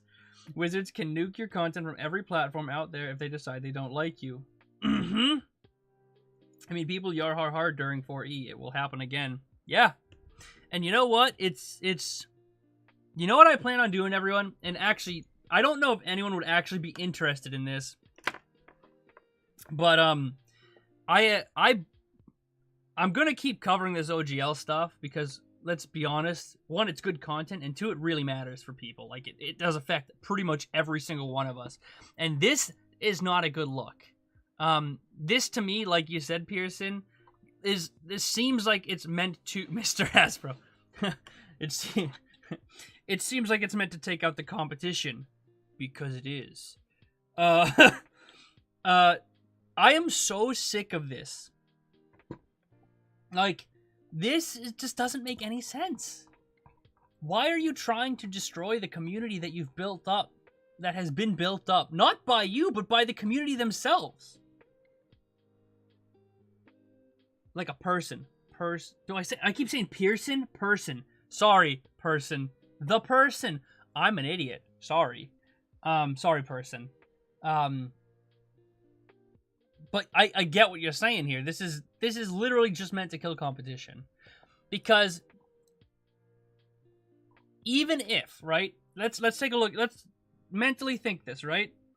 Nope, person's owned by Wizards of the Coast. It's gotta be Pearson now. Stop. Bad. Here's the thing, right, guys? I love D&D, right? D&D wasn't necessarily my first foray into tabletop RPGs, but it was definitely my most deep excursion, right? And 5e is where I really, really went hard into it. But But this is just not what it is. This is not what it's about, right? It's really dark. I fucking clipped that shit. Yeah, sorry, buddy. It's owned by Wizards of the Coast, man. Yeah, Arcasian, you get. I hope I'm saying your name right too, man. I'm just talking out my butt. The worry here is right. Is even if, okay, the OGL, right? Let's take it to this way. If Wizards of the Coast gets rid of 1.2, and even if they go back to 1.0, or if they revoke everything, they go back to what they keep 1.2 rather, sorry, and they keep it all the same as 1.0, and with the addition of the hateful content stuff and the virtual tabletop policy, right? Even if they backtrack everything, putting this on the virtual tabletop provider is nothing but trying to kill competition. All right? See, you know what is possible here? Let's think about this. Here's a whole nother, you want to hear conspiracy theory? Let's go conspiracy theory. Let's go deep into this, okay? What if Wizards of the Coast made such a bombastic statement about this 1.2, right? And they realized, oh boy, we should probably backtrack on that stuff. And they backtrack on it, right? And then they get all of the community and understand, okay, this new OGL is a thing, but it doesn't mean much. It just means no hateful content. Okay, cool. With the virtual tabletop stuff. Even if it's included nothing else in it but the virtual tabletop and the hateful content stuff, if D&D remains the most popular tabletop role-playing game on any sort of role-playing space, let's be honest, that's going to hurt every single other virtual tabletop out there.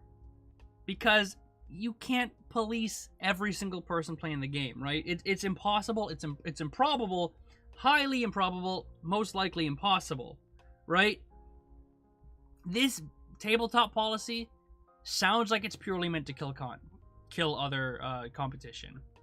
Now again, I am not a lawyer. I am an uneducated, poor man reading this and just trying to translate this as best I can. But this seems like it's purely meant to just kill competition. Oh, Ninth Plane, thank you for the sub. I really appreciate that. That is also really loud. I thought I turned it down, but I still think it's pretty loud in my ears. Ow. Ugh. Hurting Mr. Hasbro's ears like that. Why you gotta do me like that? The hateful content is just about the worst clause in there because they are the sole arbiter of what constitutes hateful. Yeah, exactly. Wizards of the Coast casting animate dead. I don't see why VTTs would agree to Wizards of the Coast VTT policy. Basically, no one is going to use Wizards of the Coast in any VTTs, which may be the point. You know what? That is probably the point. You know what? If this goes through, I bet you're right. You're probably right, Beard Monster. Is like virtual tabletops probably will not include D&D or one D&D within it, or any D&D, honestly, because it's all licensed stuff. That's a very valid point. So they're probably trying to pull all of D&D players into this new virtual tabletop they're developing. That is a big brain thought right there. I am not smart enough to realize that. Bam! Look at that! Hateful in video games versus VTT argument and owning a VTT is awful. Yep. They can pry Foundry's compatibility from my cold dead hands since I host the server. Yikes. Oh man, then you're gonna get a cease and desist. You rolled a nat 1 on your stealth and you're never gonna get there. Oh, looks like you rolled a 1. That's the best meme there is. That is the best meme that came out of this. Oh my goodness. Oh my goodness. Guys, this is rough. I gotta be honest, this is rough. Channel your inner Mr. Hasbro, strike all VTT down with your might, and your journey to the dark side of corporation will be complete. No! Stop! Not the glasses! No!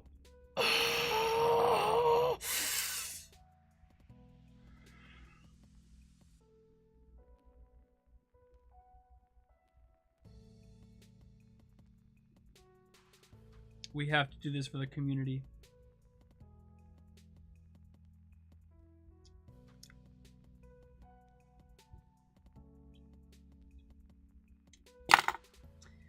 Just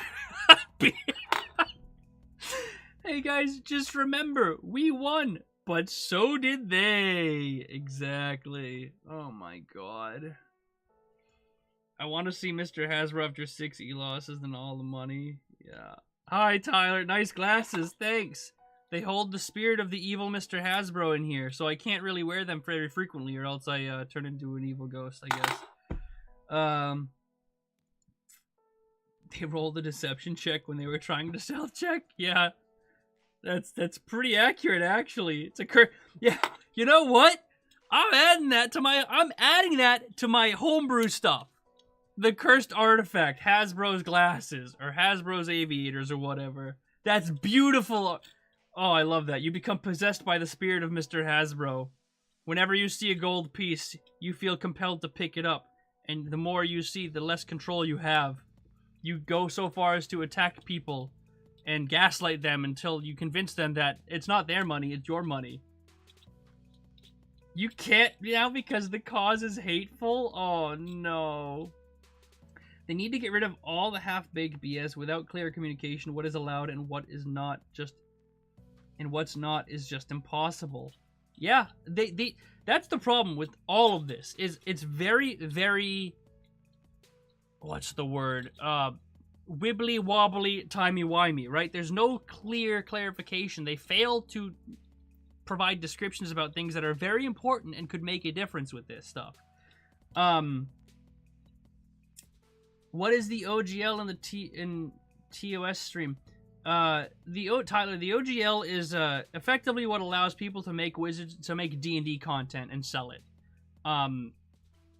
Wizards of the Coast is changing the OGL, and they're trying to change the OGL, and it is not going well. It's been 2 weeks of just crap. The cursed eyewear of the Hasbro. Oh my god, that's good, Gregory. The cursed eyewear of the Hasbro. Okay, Gregory, I need your permission to use that name. I need your permission. I cannot put it on my homebrew stuff if I don't have your permission, because that is a beautiful name. If we say the OGL sucks, is that hate speech? Can they cancel me? Raymond, I gotta be honest, okay? I am terrified. As a D&D YouTuber, content creator, whatever the hell you want to call me, I am terrified. And I am a small boy. I'm a small fry into this, right? We want to talk about big fries? We want to talk about, like, nerd immersion? You want to talk about D&D shorts? I guarantee if this goes through, those guys are now hateful. You kidding me? I wouldn't put it past them to pull that stuff after all of this, so keep that in mind. You should look over 9F again. It's not just if they deem your content hateful or harmful. If they think you are hateful or harmful, it's a wrap. Well, I read that's what I mean. Is that 9F? No, it's not 9F. It's determination? No, where is it?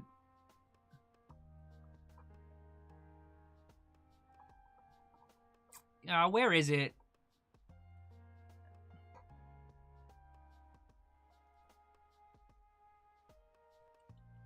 Oh god, all the chat. Oh boy. Oh god, why am I struggling to find it? No hateful conduct. Here we go. This is it. 6F. That's it. Yeah, thank you.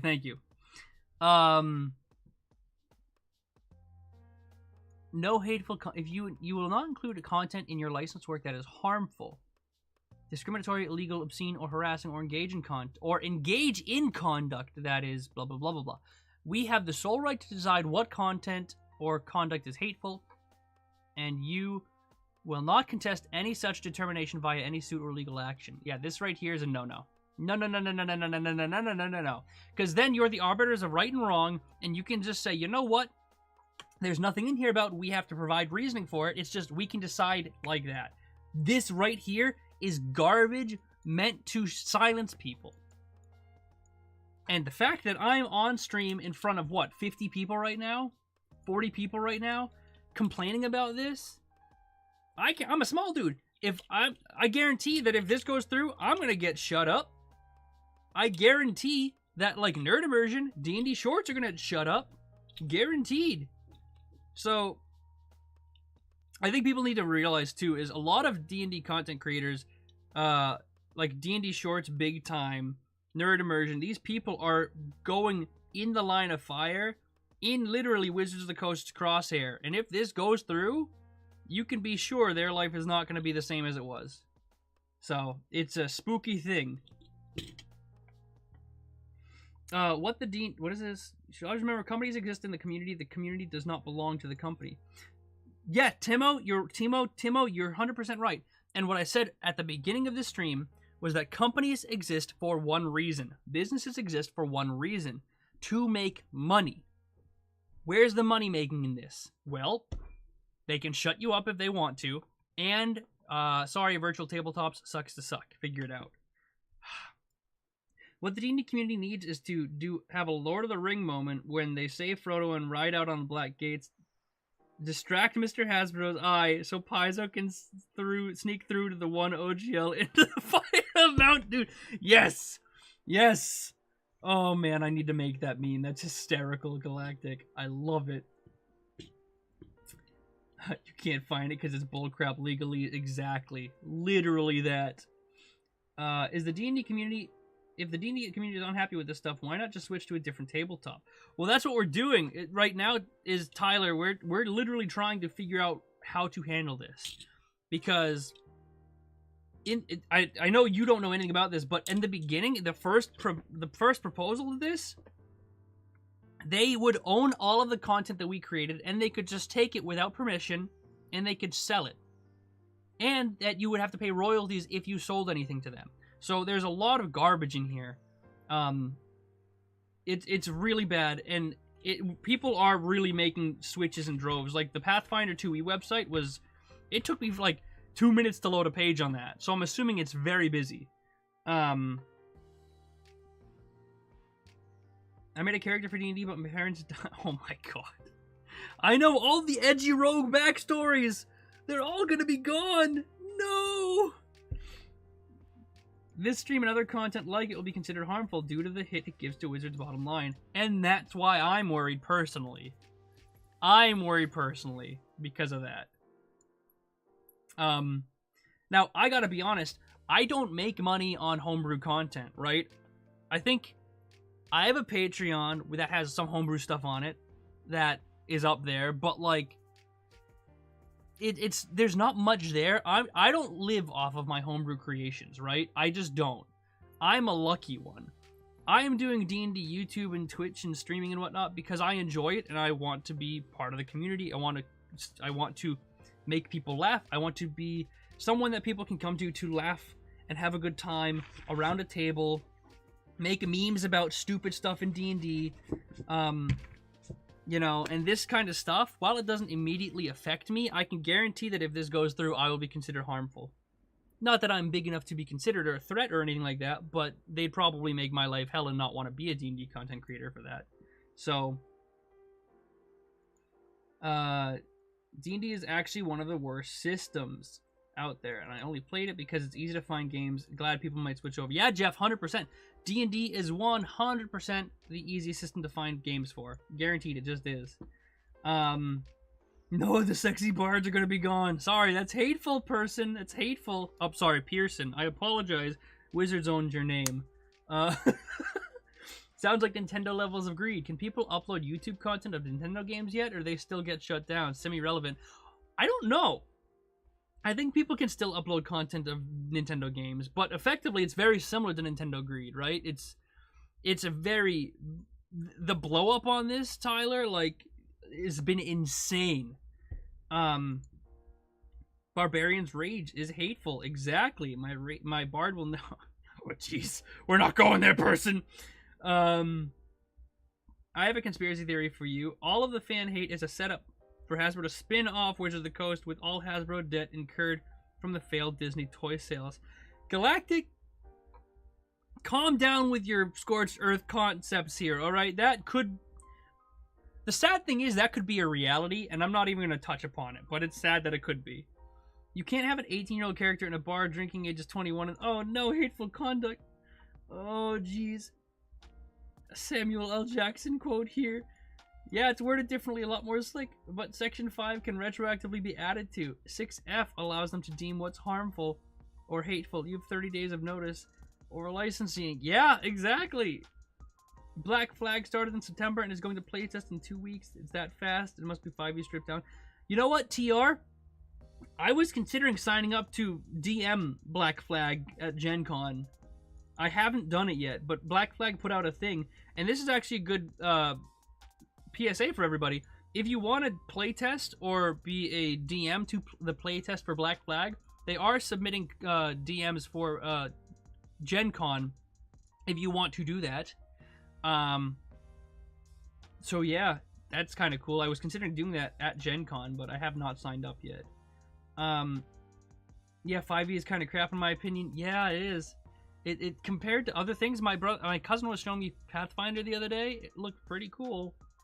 Feywild is now obscene content. I rolled a 19. I'll give the dragon a hug. Oh my goodness. It's the same or worse than the 1.1 without license pack and revenue clauses. Yeah, effectively, it really is. Let's start a new game called Dragons and Dungeons, and we can abbreviate it to D&D for short. Yes! That's the big brain plays, Tyler. The big brain plays. I like it. Please sign up to DM Black Flag at Gen Con and make a video of it. I'd watch the hell out of that. I won't be making it there. Yeah, I would love to. Beard Monster, I was talking with my fiance about this, right? And I live in Massachusetts, right? So it's I'd have to probably take a plane to get there. I think Gen Con's in August, if I recall. I think. But I don't want to make it about, like... If it's still a problem in about a week, in like, August, when Gen Con is occurring, there's a D&D's dead. It just is dead, right? And it's weird, because, like, I'm in this weird situation where I want to do it because I want to learn new systems, but I don't want to be the guy... I don't want to be, like, the grifter for this, right? Like, it's weird. So I am considering going for it. I might do it. I might not. I have yet to decide, but I'm very highly considering it. NPC kids saw you kill some goblins. That's harmful content. Yikes, harmful. You killed someone. Oh no, D&D. I mean Pathfinder. Okay, so actually, you know what? This is a good point at this point. Yeah, Mungren, exactly. I feel like I'm being betrayed by an old friend. That's a very good point. And that's the part that sucks. Like, and this is actually a really good segue into my next point. Like, I really like D&D, right? I recently, when I started D&D, I got into it and I really went hard into it. And I became one of the people that Wizards of the Coast calls, you know, a lifestyle brand. D&D kind of became like a lifestyle of mine. It really did. I went out and bought all the books. I make memes of D&D. I started D&D YouTube because I enjoy it that much.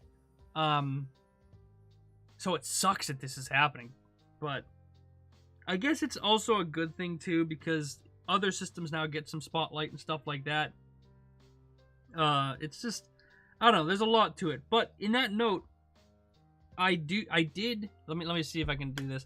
I did buy the Pathfinders. I have a Pathfinder rulebook sitting on my counter right there. It's been there for 2 years. I've never opened it, so it's right there. And I did buy the beginner module box. So I plan to either stream that box or make a video of opening that box and putting it up and then making a video about that beginner box. And hopefully people enjoy that. So I am looking at other content. I am looking at all that stuff. I am still going to continue D&D content because I love D&D.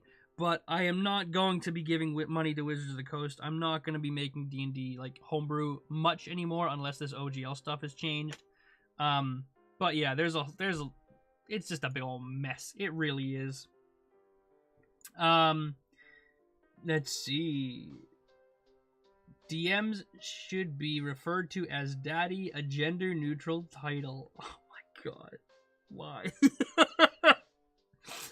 Oh, jeez. From my understanding, to sign up for early Black Flag playtest requires an NDA. It might be cleared up by then. It very well could, TR321. I didn't look too much into it. I just saw, I think it was Nerd Immersion signed up for it, and I followed him on Twitter, and I was like, maybe I should do this too. No, it was in our creator Discord. I saw it, and I considered posting it or signing up for it, but I have yet to do it. So much. Believe it or not, Gygax did something like that before. He had a game called Dangerous Dimensions. D&D forced him to change the name from Dangerous Dimensions, since people would call it DD. After he left the company, of course. Oh, man. Yeah. It doesn't surprise me, though. Open the beginner box and run a game with some friends straight out of it. What I was planning on doing is I was planning on doing like an unboxing video, which is kind of silly for me because I've literally never done anything like that. But I think it's important to show that people, content creators, YouTubers, whatever, everyone is changing and looking at other systems. So I think it's important to do that, to show people stuff. And I might start making Pathfinder and other tabletop community contents. Not getting rid of D&D per se, but just broadening a horizon here, right? I think it's important and I think it's good. So I am excited to do that. How did that go, Jerry? I've considered getting it from SEMA for myself. Open the beginner box and run a game with some friends straight out of it. Yeah, I am going to run a game with some friends, but I don't know. I don't think I'll do it straight out of it. I'll probably want to read it first because I don't truly understand Pathfinder yet. I'm still learning it. And there is a lot more rules to learn than D&D, I feel like. Anyways. If you don't sign the 1.2, will you still be able to make D&D content? Yeah. Yeah, I can. Well, here's the thing, Glitchy, right? Actually, this is a good point. Let's go back to this. Fan content policy. Glitchy, you brought me all the way back to something I totally forget. Okay? Or totally forgot. This fan content policy. Conspiracy theory 2. I'd played Dangerous Journeys, it was over complex, yeah. VTT is really meant to stop Home Machina and produce video content. That will be the next area they will lose out on profits. I hope not. I have memories of playing D&D, but it's really, think about it, it's because of my friends, not because of D&D. Exactly. I found you because of all this, and I'll be sticking around the community. Thank you so much, Gregory. I really appreciate that. Hopefully people enjoyed my content on it. So I've tried to make it less serious. I've tried to make my videos funny because I don't want it to all be sad, right? Because there's plenty of other people covering the sad stuff. The live stream is different because I can't get up here and do I mean, I guess I could come up here and do a skit like Mr. Hasbro. But, I'd rather just chat as a live stream. I mean, I could do a skit. Who knows? Whatever. But you know what I'm trying to say. Dungeon Master's hateful content. Yeah, exactly. They're going to be called Dungeon Expert. You're going to play with friends? Can a Pearson? You mean a... Thank you. Pearson person. Possibly. I might do that. I might do, like, a game with... You know what, person? That is a wonderful idea. That is actually a very, very good idea. And at the same time, kind of weird. Or not weird, but kind of dangerous. But allow me to explain. I don't mean it's dangerous because of you specifically. I just mean, let me explain, because I'm talking to my butt. Alright, I do like that idea. Playing with people who, are a part of the community, are part of the stream, part of YouTube, Twitter, whatever. You don't have to be subscribed or anything like that. But running the game, you're a danger. Running the game for people who want to branch out, right? Me as a content creator, me as a YouTube creator, currently I can still make video content, right? I can still, the Pearson subscribed. Thanks, Pearson. I appreciate that, man. I really do. Oh, that's really cool, man. Thank you for the sub. But, what I was saying, I as a D&D content creator, right? I am in a position where I have to make a decision where I either stay with D&D add more stuff into it that isn't just D&D, or have an amalgamation of both, or just move on entirely from D&D. I'm probably going to be in the middle, where I'm going to continue to make D&D content, as well as explore other tabletop games, right? But because of that, I have to learn multiple systems. So I'm going to be sitting here learning Pathfinder and other systems. Meanwhile, other people who aren't as invested, not as invested, I apologize, but aren't as, like, into the situation as someone like me, still want to learn another system or try to expand their horizons, but they might not want to go out and learn the entire new system of Pathfinder. So there's a lot to it. Like, I feel like that would be fun to have, like, a stream, maybe, like, once a week, or maybe even once a month, where I take 5 people from the community and run them through the beginner box, right? It's not about playing a fun adventure, it's about teaching them what, like, Pathfinder is about. I think that could be really cool. I am not ready to do that yet, because I don't know how to play Pathfinder, but that could be really cool. And person, you would definitely be on my list to do that, so 100% you are there. But not yet, because I'm not ready to do it yet. Alright, so we got some new people in here who weren't here a little bit earlier, so let's see. We've got this. Wait a second. Did I get...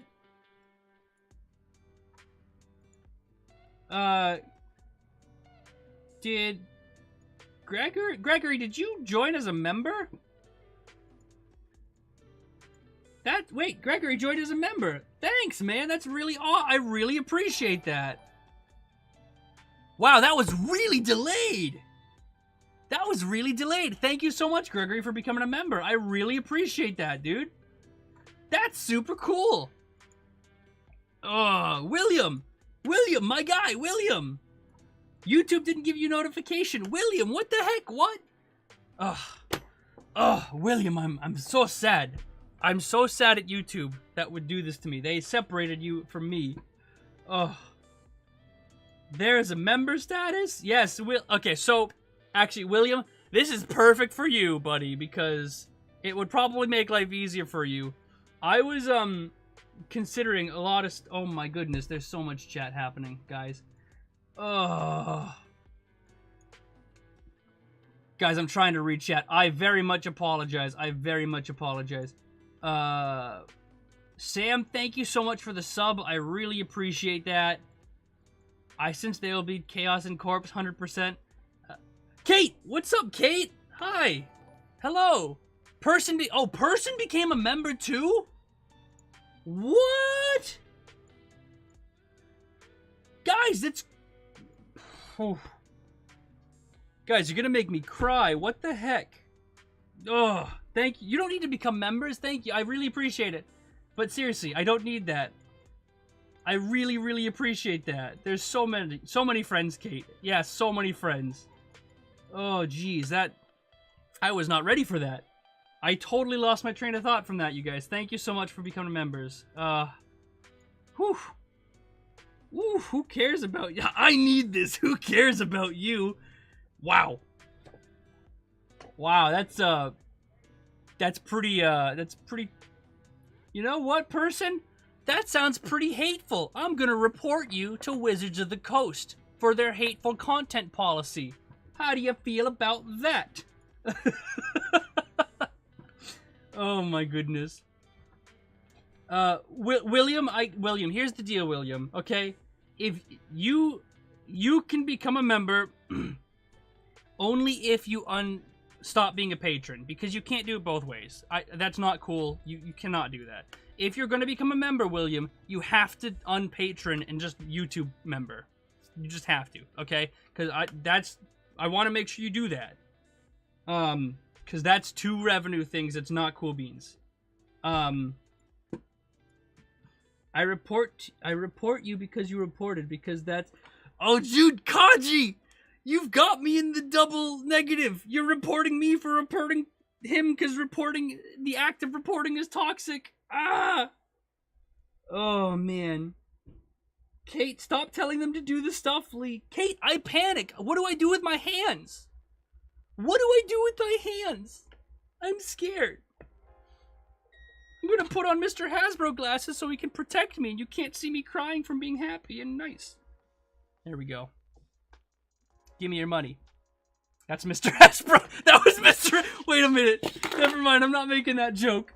I'm not making that joke. That was the complete joke. That was as Mr. Hasbro. Oh my god. Please stop the joke about reporting. I'm legit curious about what's happening to the OGL. Okay, you know what, Levy? Thank you for that. We will come back to the OGL stuff, and I will cover that as well. Beard Monster as well, you...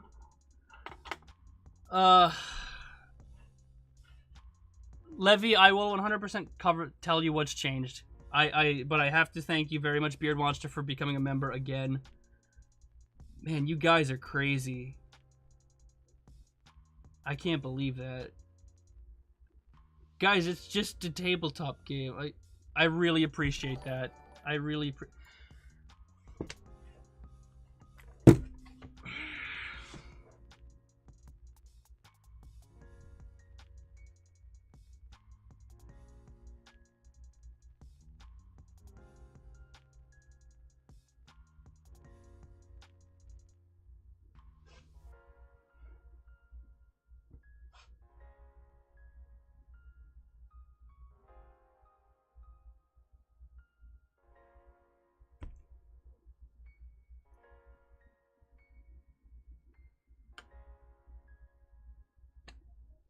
Hi guys, thank you. Thank you for that, everyone. Thank you. I really do appreciate that so much, guys. That's insane.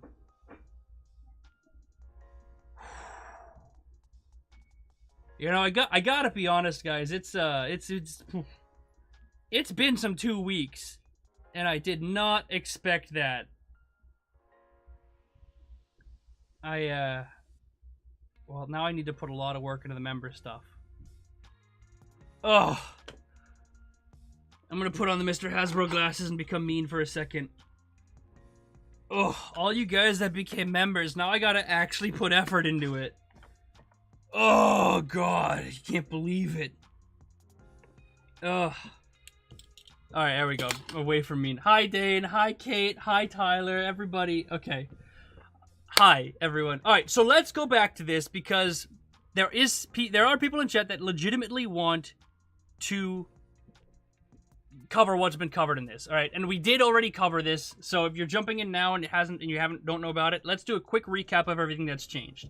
The best way I can quickly cover this, and the best way I can give you like a synopsis of what's happened in 1.2 is by giving you pretty much this.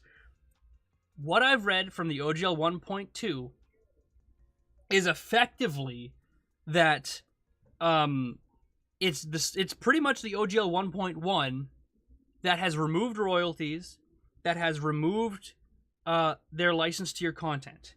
Those are the two main things that I've read from this. That being said, there is still stuff in here that is very, very spooky in this stuff up here. I'm sorry, I'm still trying to get focus back from the members, guys. I really appreciate you so much. Unbelievable. But this right here is the big thing that a lot of people are... Well, one of the things that people are complaining about is this. Is that warranties and disclaimers, section 6F. No hateful content or conduct. Okay? This right here is what people are freaking out about.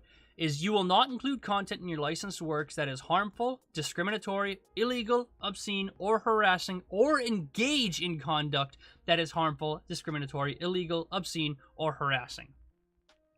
But that doesn't sound too bad, right? But the next sentence is where it gets bad. We have the sole right to decide what conduct or content is hateful. And you covenant, I don't know what that word means, I apologize. But effectively, you will not contest any such determination via any suit or other legal action. As a completely uneducated and poor man, the way I read this is You can't be hateful, harmful, or obscene, and you cannot conduct in any of that behavior, but it does not define what that behavior is, aside from the fact that wizards can decide whether or not you're harmful whenever they want to, and they don't have to provide a reason for you being harmful. They don't have to give you a reason that, oh, you're harmful because of this. They can just say, you know what, nah, you're done, and that's it, and you cannot fight it in any suit or legal action. So, that is the big thing right there. Effectively, if Wizards wants to silence you for no reason, this gives them the right to silence you for no reason. And this might not mean much for people who don't make content for D&D, but someone like me who makes minimal content for D&D, someone like me who's been very, very vocal about all of this OGL garbage, they can come to me and be like, you know what? You're not doing D&D stuff anymore. Bye-bye. Someone like Nerd Immersion, bye-bye. Someone like D&D Shorts, bye-bye. We don't want you because that's toxic behavior. And Wizards can do that with no legal recourse, with you giving you no recourse. Effectively, this is the way that they can silence you for no reason. That's number one. That's the one big change. Yeah, it is still incredibly toxic AF. Actually, it changes nothing. Well, the next thing kind of might change your mind, Joseph. It depends on how you view it. And it might, again, this OGL stuff, keep in mind, this OGL stuff doesn't, they're going to go after Mr. Hasbro really hardcore because he's hateful. Yeah, dude. Yeah, the other thing about this is the OGL does not really apply to the standard typical D&D player. It just doesn't, right? The typical D&D player, which is probably 95% of the community, does not make content for D&D, so this doesn't matter, right? It comes down to the people that make content, and the reason this is so big on YouTube, it's so big on Twitter, is because the people that make content generally like to make multiple forms of content. I'm a D&D YouTuber. I make D&D homebrew content. I put it up, people can use it. Bada bing, bada boom. There it is. I also make YouTube videos about content, right? The reason you see so much of it all over the place is because the people who are making creative content generally do it in multiple areas. So the YouTubers are generally people who also happen to make content where this affects. So that's why you see it all over YouTube and plastered over Twitter and all these spaces. So it's just a way to say legally agree. There we go. Thank you for that, Tyler. Yeah, dude, it's just a mess. The people who it hurts is creatives and artists, 100%. 100%. And by extension, it will kill the community. Join the call, you monkey. Join the call, you monkey bread. Lunya, are you talking to me on Discord? I'm busy, Lunya. I'm busy, and I don't want you talking about... You're calling me on Discord? You are literally calling me on Discord. Lunya, what do you want? I'm in streamer mode. I didn't hear it. You're such a bum. No, I'm not joining. You need help? I don't need to give you help right now. I'm busy. I'll help you later. Why do you need help right now? This doesn't matter to content creators either. 6E, 1 D&D, screw them all, are unnecessary to creators. Don't touch them.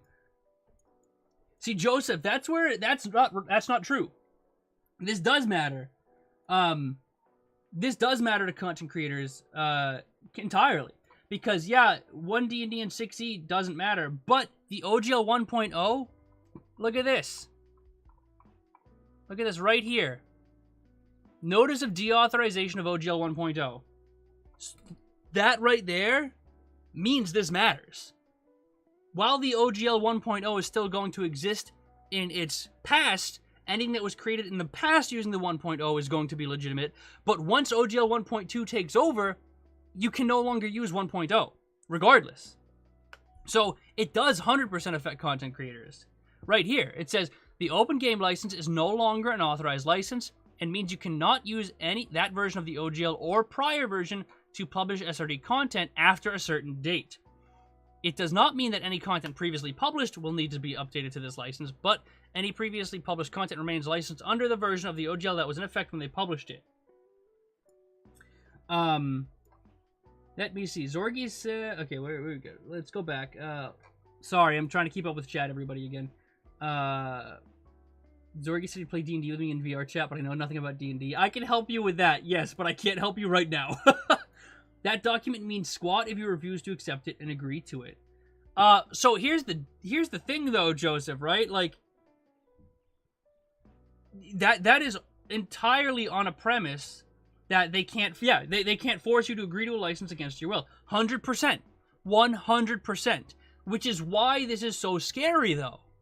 Because they're trying to push this into something that you pretty much, they're trying to say you have to do this. And they're trying to make the community feel like there's no option, there's no choice. You just 1.2 is the way to go. We're not going to deal with 1.0 anymore. The reason this is dangerous is because there is such misinformation and people don't truly understand what it means.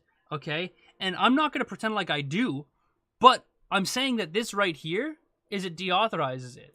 I'm not claiming to say that it 100% means it does, doesn't, whatever, because there's a whole nother world where people are talking about whether they can even legally do that because of the 1.0 anyways, but I'm not that person. Anyways, there's a lot to it. I exactly never agree to this one. I don't know how it's going to go, but it's going to be interesting when they get the feedback from all of us. Jeez. Do not agree to a license. 100%, yeah.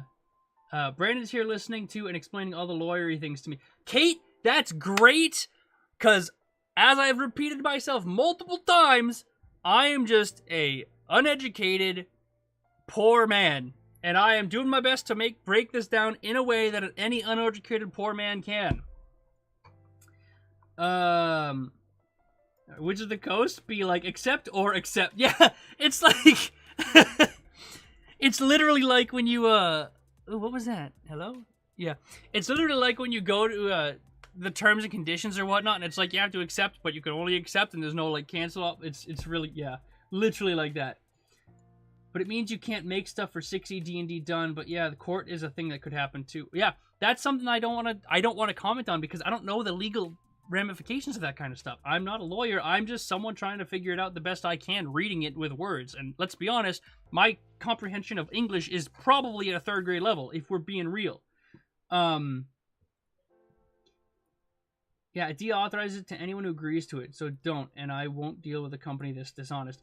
And that's the thing, too, is, Joseph, no one is going to trust Wizards after this. No one. Why would they? There's no reason to. They've proven over the 2 weeks that they don't give a snot about anything. Ugh, it's scary. It's scary. Oh, it's time to leave. 2 a.m. Well, thank you very much, my guy. Thank you so much for dropping by and hanging out. I really appreciate it. Have a good one. Enjoy your sleep. See you some other time, buddy.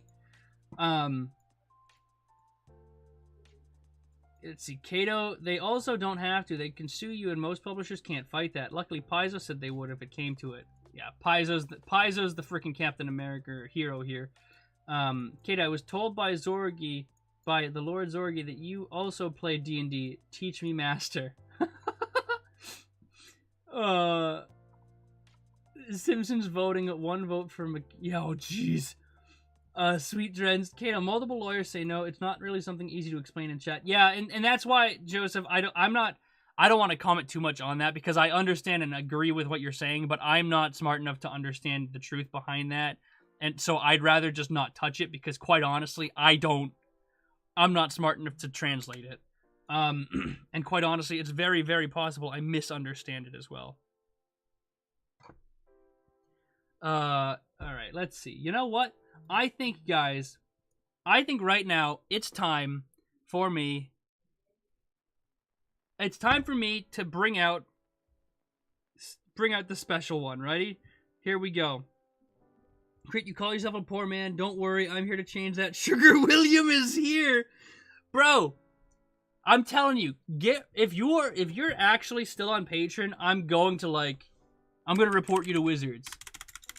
Because that's too much. Everything about that's too much. I appreciate you so much more than you can possibly imagine, man. But man, the opinion collection is a nothing burger. They can just ignore us, share, and that's what I'm worried about. All right, give me a second, guys. I'm going to get something important here. I'm gonna actually have to end the stream in a little bit. Probably I'll give it like 20-30 minutes or so. But I'm going to get a little guest for us. Hold on one second.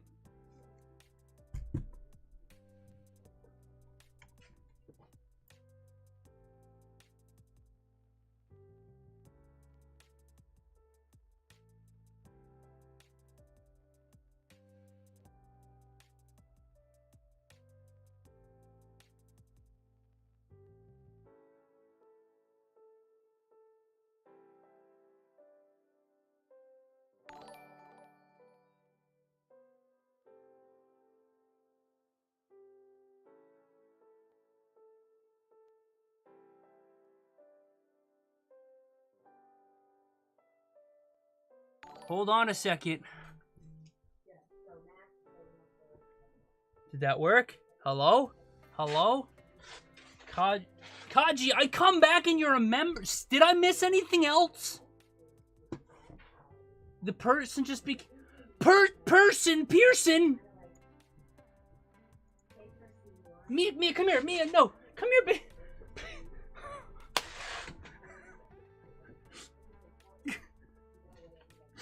Person.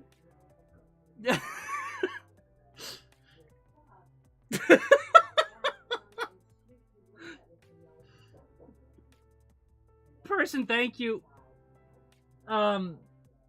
Person, that's amazing. Thank you so much.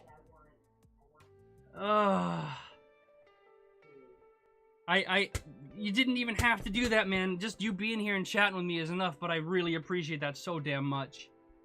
Alright. Mia, come here. I wanted to introduce you to people. Come here. Hey, Papa, come here. What do I got? Come on. What's this? There it is. There's the ball. That's the ball. Let's see. Come on. Come here. That's Mia, everybody. The Hasbro Hound is here. Hi, baby. I know. Hello. Oh, the Stretchums. Hello. Hello. I know you want to play. You want to play, right? Come here. Say hello. No. Oh, God. Oh, God. Hello. I know you were so excited. Ow. Hi. Okay. Tell you what. Give me 15 minutes. In 15 minutes, I will take you out and we can play. Say hello. Look. Look at that. Look at that. That's my desk. Yes, I know. Hello. What's this? Come here. Ready? Come here. Can I pick you up? Are you gonna let me pick you up, or are you not gonna let me do that? Yeah, you just want love and attention, and she probably has to go to the bathroom because this dog is hateful content. The OGL wizards, no, please. Hi, baby. Hi. Mwah. Okay. Can I show you to the camera? Can I give you a big ol' pickup?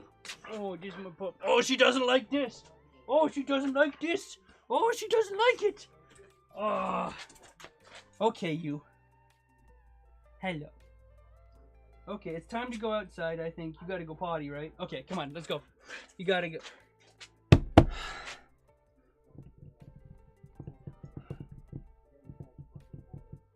Put a hat on the dog. Alright, Mia, ready? You want the wizard hat? You want the wizard hat? Give me... Guy. William? You guys.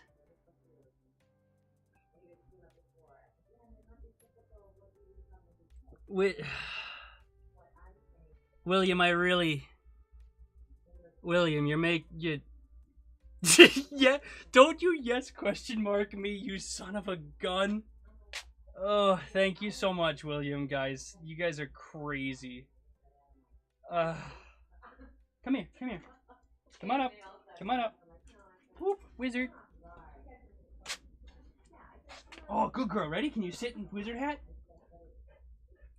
I'm doing my best, guys. I'm doing my best. No? No wizard dog? I need someone to clip this because she's sitting still for me. She never sits still for me. Ready? Okay, look over there. Ready? Stay. Okay, I need to do it without blocking your face, right? I need to do it without blocking your face. Oh, the wizard pup strikes again. Okay, let's go. Alright, come on. Alright, guys, I have to take my dog outside to go to the bathroom. She really needs to go, apparently, so I will be back in like 10 minutes or so. I cannot thank everyone enough for the support. You guys are amazing. A wizard did it. Thank you so much. I'll be back in like 5-10 minutes or so when she's done with the potty.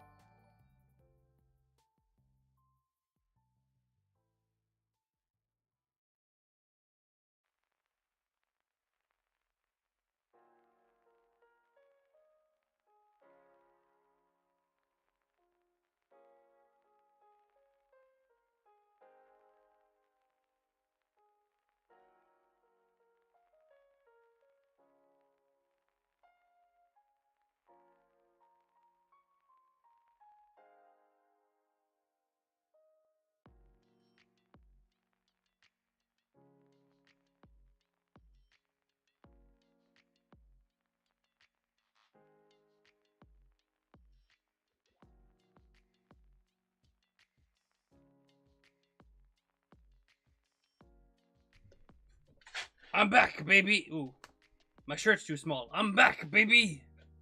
All right, what I missed? What I miss? All right, holy snot. Why does everyone have blue check marks now?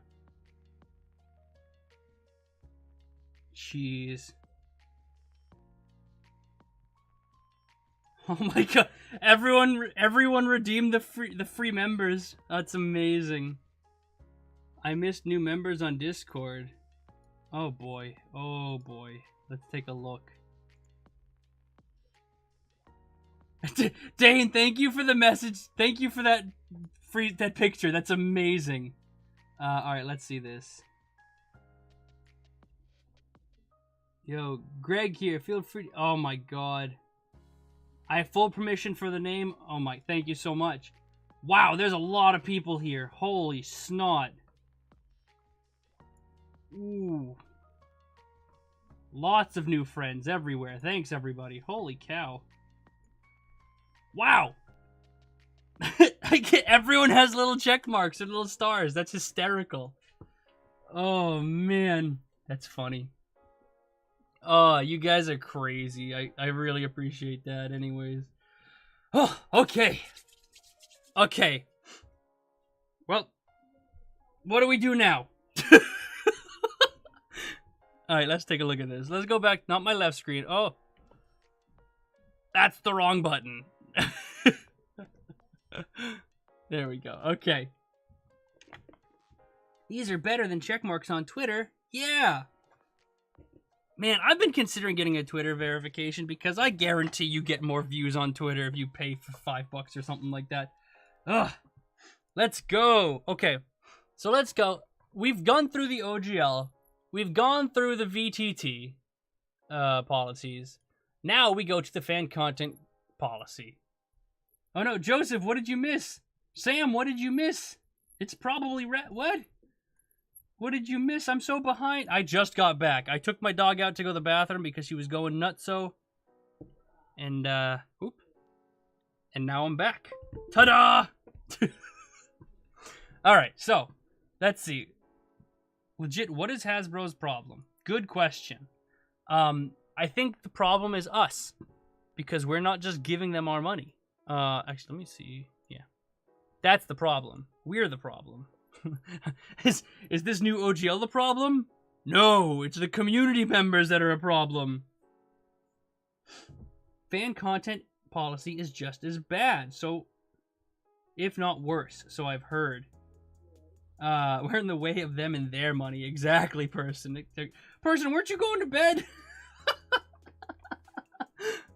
Let's take a look at this content policy, because if I'm honest, I don't think I've ever read this.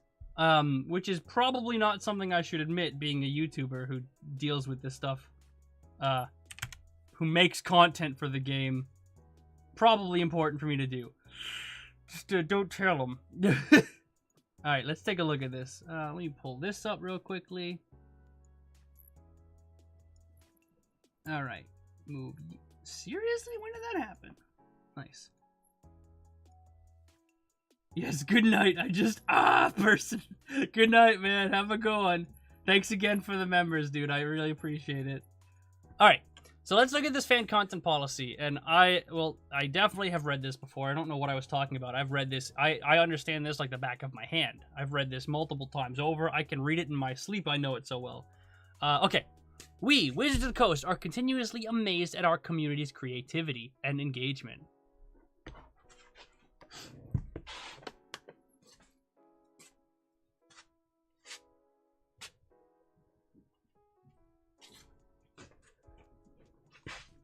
We love that you enjoy creating and sharing fun content that you love and make to enjoy.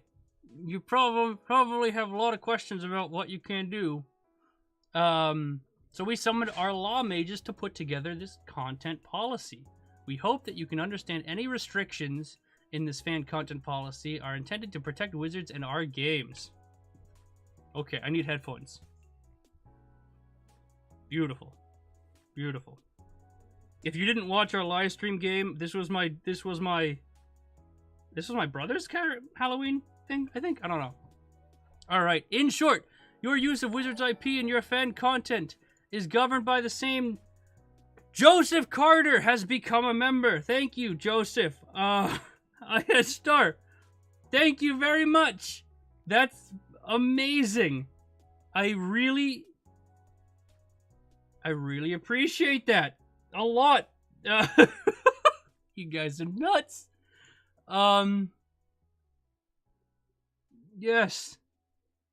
One word. Free. Well, actually, I should read this. They're copyright holders. I can't remember when I saw this video. Apparently, DNDbeyond has 40,000 subs last week. Really? I'm curious about those numbers. Let's see. You can use Wizards IP except for the restrictions listed in number 3 to make fan content that you share with the community for free. Free means free.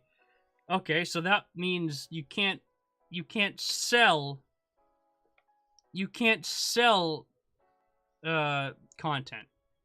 You cannot require payment. My headphones. This is really not easy to do, guys. My beard keeps falling off. It's very itchy. But I'm doing it for the D&Ds. Alright. And the hat actually fits on the headphones pretty well. I sent you a message on Discord. Please respond. Kelvar, I need to be a Lunya. Jesus. I will consider it, Lunya. I will consider it, but not right now. It's considered. You can't require payments, surveys, downloads, subscriptions, or email registrations to access your fan content. So what does this mean for Patreon? Does that mean that's not acceptable? You can't sell or license your fan content to any third parties for any type of compensation, and your fan content must be free for others, including Wizards, to view, access, share, and use without paying you any... Wait, that's actually crazy! That's cringe as hell! That's crazy! Your fan content is already accessible by Wizards by this. They can view, access, share, and use without paying you anything. Or giving you credit. This already exists! Why are people freaking out? This already exists in the fan policy. Unless I'm misunderstanding that, people are freaking out about the fact that they can just steal your content. But it literally lays it out right here that they can do that if they wanted. I could very well be misinterpreting this, but I as a poor and uneducated man, that does not sound good to me. Alright, let's see. I mean, Patreon supports the group, not the actual use of content, maybe. I mean, yeah, but I do put homebrew content in the Patreon, so I don't know. I'll have to look into that. Yeah. This might be hearsay. Ignore me. I'll have to find it again. That would be your Patreon content needs to be available without needing to sub. Okay, that makes sense then. Real beards are itchy. Yeah, I know. I can't grow a beard. Leave me alone. This is how I live out my wizard fantasies. It caused people use the OGL to protect it. That makes more sense. I can read this in my sleep. Wait, this is evil AF. That's actually a really good depiction of what is occurring right now. Yeah, I'll give it to you. Only the first few weeks. OGL, yeah, the beard, man, I wouldn't know. I can't grow one. Talk to Zorgi. Zorgi grows them like instantly. OGL 1.0 supersedes the Wiz fan content policy. Oh, that makes more sense. That makes a lot more sense. Okay, that makes more sense now. Okay. Patreon isn't a payment for services, it's a donation. That's it. That's what it is. It's a donation service. It's not locked behind it, it's a donation. Okay, that makes more sense. But then again, I'm not a legal lawyer, who knows? So, because our fans are leaving our game, we're going to use legal documents to drive more fans from the fan base. Pretty much. Pretty much. Go cut down some trees, lumberjacks grow beards with every swing. Is that true? I don't know if that's true or not. It could very well be true. Beard monster. I've grown one multiple times over my life, going on 3 years for this current one. You know, this one is strapped on with an elastic. I've been working on. I actually bought this for Halloween 2 years ago for our live stream game. I was a wizard, as you could probably guess. Yeah, I can't grow a beard, which is why it happens. Joe Bro, nice. I've had mine since I went bald in 2013, 2014. I don't know, I'm old. I bet Mr. Hasbro can grow one. I don't know. Let's find out. Can Mr. Hasbro grow a beard?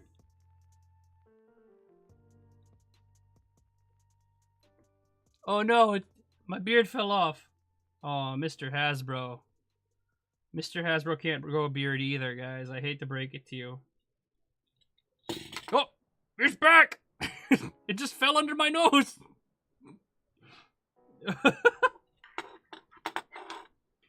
Yikes. YouTube streams always break. Yeah, dude. I don't know. Yeah, I'm not. Yeah. It's kind of been pretty wonky for me too, but that's probably just stupid update stuff. Give me a legend sub and I'll think about it. Jeez. Have a good night, Joseph. Talk to you later, man. Thanks for dropping by and hanging out, guy. I really appreciate it. Really cool stuff. Jeez.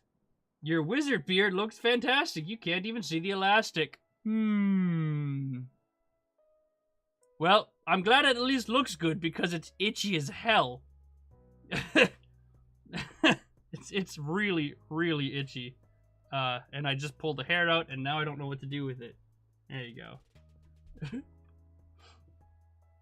I'll sign a soul with a rabbit. Soul contract with a rabbit. I don't suggest you do that.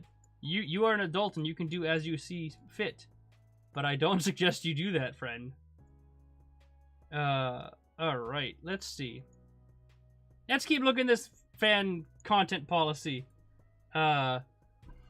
So, this is pretty evil sounding, but we'll keep going down. Tell the community it's unofficial. Make it clear that your fan content is not endorsed or sponsored by Wizards, i.e. unofficial. Please include a note in your fan content explaining that title of fan content is unofficial. So that's the copy paste you have to put in. Okay.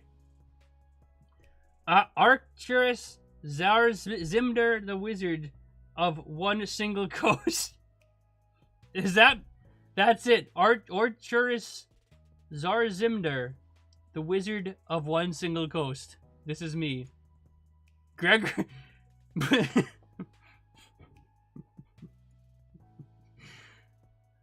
Gregory, I think you just gave me an idea for a skit. I think you just gave me an idea for a comedy skit. And I'm writing that down. Don't look at this. Don't look at my ideas, you evil person. I'm stealing them just like wizards would. Wizard. Oh, just come up with his name. Crazy name. Wizard. Wizard of a single coast. Boom, baby. That's in my sketch list right now. I gotta get working on that. Let's go. Wizards? No, Wizard of the single coast. That's such a good idea. That is such a good idea. Oh, I love that. Oh my. Yeah, what do we got? What do we got? Oh, let's go. Okay. Remember when the game was cherished by fans? You mean like 2 weeks ago? I know, it's hard to believe it's 2 weeks. Can we play the other Wizards of the Coast? That is, Kate, that is also a great idea. I should put in other Wizards of the actual... We are the Wizards of the Coast.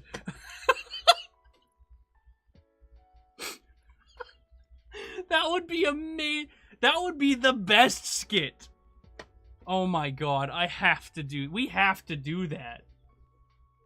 Oh, I love that. We can all sit at a table barking. Okay, I've already written the script in my head. It's already in there. I just need to get recording. Oh.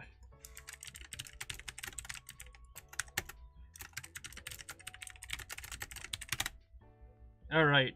Oh my god, stop. This is very itchy. It's very, and it keeps going up my nose. So if it looks like I'm picking my nose, it's because these little tiny hairs keep going in it. And it's very bad, very bothersome. All right. All right, let's see this. Unofficial, don't hurt others. Please respect other people's IPs. If you don't have the rights to use other person's stuff in your fan content, if we learn your fan content also includes people's IPs without their permission, we may ask you to take it down. Don't hurt wizards. We ask that you refrain from doing any of these wizard bogeys. Yeah. Don't use wizards' logos or trademarks. Okay. Don't mess with legal notices in our stuff. Okay. Don't use wizards' IP in other games. Components like rule books, tokens, figures, regardless of whether it's distributed for free. Don't use Wizards music or videos in your fan content. We know our video trailers are awesome, but use of our videos are governed by contracts with third parties. Please don't use any of our video or music content unless embedded a video from an authorized third party's website. Okay. No bad stuff. We have to restrict and stop IP at any time for any reason or no reason. Wait. We have the right to stop or restrict your use of Wizards IP at any time for any reason, no reason, including when we talk about use as inappropriate, offensive. So wait a minute, what the hell is the point of the OGL if they have this? If they have the right to deem things inappropriate or offensive already,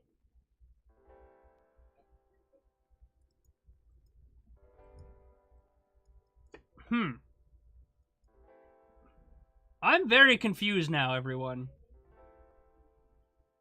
I am incredibly confused. Because this sounds like they already have pretty much all the rights that they're trying to put in the OGL 1.2. They don't need to update it. It's the secret. I mean, that's what it looks like. Wizards of the Gulf Coast. The Bacali. This isn't the OGL. You're right, it isn't the OGL. We're looking at the fan content policy currently. I need someone smarter than me to explain this, because this exists in the OGL that they're trying to change. But if they already have this, why would they put it in there? Is this like not legally binding or something? Or do they need to clarify some things in there if this is already there? I don't know. This just covers fan content, not third-party adventures. Oh, okay. That makes more sense, Beard Monster. That makes much more sense. This was Wizards' attempt to circumvent the OGL. Okay. That makes sense. That makes a lot more sense. Okay. I am not smart enough for this, guys. I apologize. I'm just reading it, and you're seeing me read it and trying to make sense of it. Practice safe sponsorship. We understand that great fan content can sometimes require special equipment, blah, blah, blah. We are okay with using third-party sponsors to subsidize costs if you follow a few rules. Don't use a sponsor that will be harmful to Wizards, or don't promote competitors or endorse inappropriate or offensive sponsors. Make it clear that they are acting as sponsor only. Keep any shoutouts, mentions, or credits to a reasonable length, and don't associate Wizards with your sponsor in any way. That's fair. Follow the law of the land. It's your content, so you are solely responsible for ensuring that your content don't violate the laws of your region. Makes sense. And one last thing, please don't pull us into any legal battles. Our lawyers are busy enough. If Wizards of the Coast or partners or affiliates or employees get hit with any legal claims, fees, or expenses related to your fan content, you're responsible for paying all of our costs, including attorney's fees, and any resulting judgment or settlement. Interesting. Okay. So, what kind of stuff does the fan content cover? Pretty much anything you create on or incorporating our IP. Fan content includes fan art, videos, podcasts, blogs, websites, streaming content, tattoos, altars to your clerics. How can you cover tattoos? So you're telling me if I got a tattoo of an owlbear, right? If I got a tattoo of this owlbear as depicted in the SRD, I could get in trouble. You think you can control a tattoo? I don't, the fact that tattoos is included on that is kind of weird. They will be busy enough. Yeah, I mean, who knows, man? Bro, they really are dumb enough to think they can control a folk culture. It's not an IP culture, it's a tradition. They will really be like, you can't use homebrew next week. Yeah! It's so you can get a beholder. Fan content is not legally binding. This is just fluff. Brandon says the tattoo artist would get in trouble. But how would the tattoo artist that doesn't know anything about D&D know that? Like, what if someone brought art of an owlbear that was, like, maybe it was completely their art that they brought that looks very similar to the SRD owlbear? How could the tattoo artist be liable for that if they had no damn clue?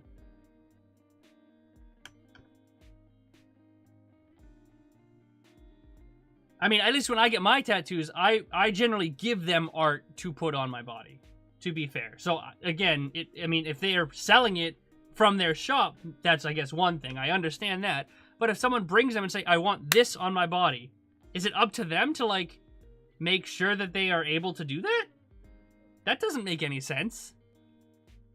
I feel like if a shop has an picture of an owlbear or a beholder on their shop window that says, you can get a tattoo of this, I can understand them saying, yeah, no, don't do that. But if I go to a tattoo shop with a picture of a beholder and says, hey, I would like this picture. Oh, where'd you get that? Oh, it's a monster from D&D. Okay, cool, great. And they gave me a tattoo of that beholder. Is that then the tattoo shop in trouble? I mean, I could see a lawsuit possibly happening with a very lewd owlbear and a beholder. Okay, okay. Beard monster, we're not going there. Oh. And they still have a rule that lets them effectively steal content. They really do. My dad wanted me to go to the mountains, but the welding club is trying to come back and what? I know you're getting into welding, right? I think that's what we talked about last time. Beard, that's hot. Yeah, dude. I grew it while you were gone. Yeah, I mean, okay, well, this is kind of weird. I mean, yeah, I guess it's fan content policy. I understand it might not necessarily be legally binding. It might be legally binding. Again, I'm not a lawyer. Who knows? But yeah. Beard monster. I've been trying to get into art and you give me bardic inspiration. Nice. They would only get in trouble if they were offering it as a tattoo. Okay, that makes more sense. Good.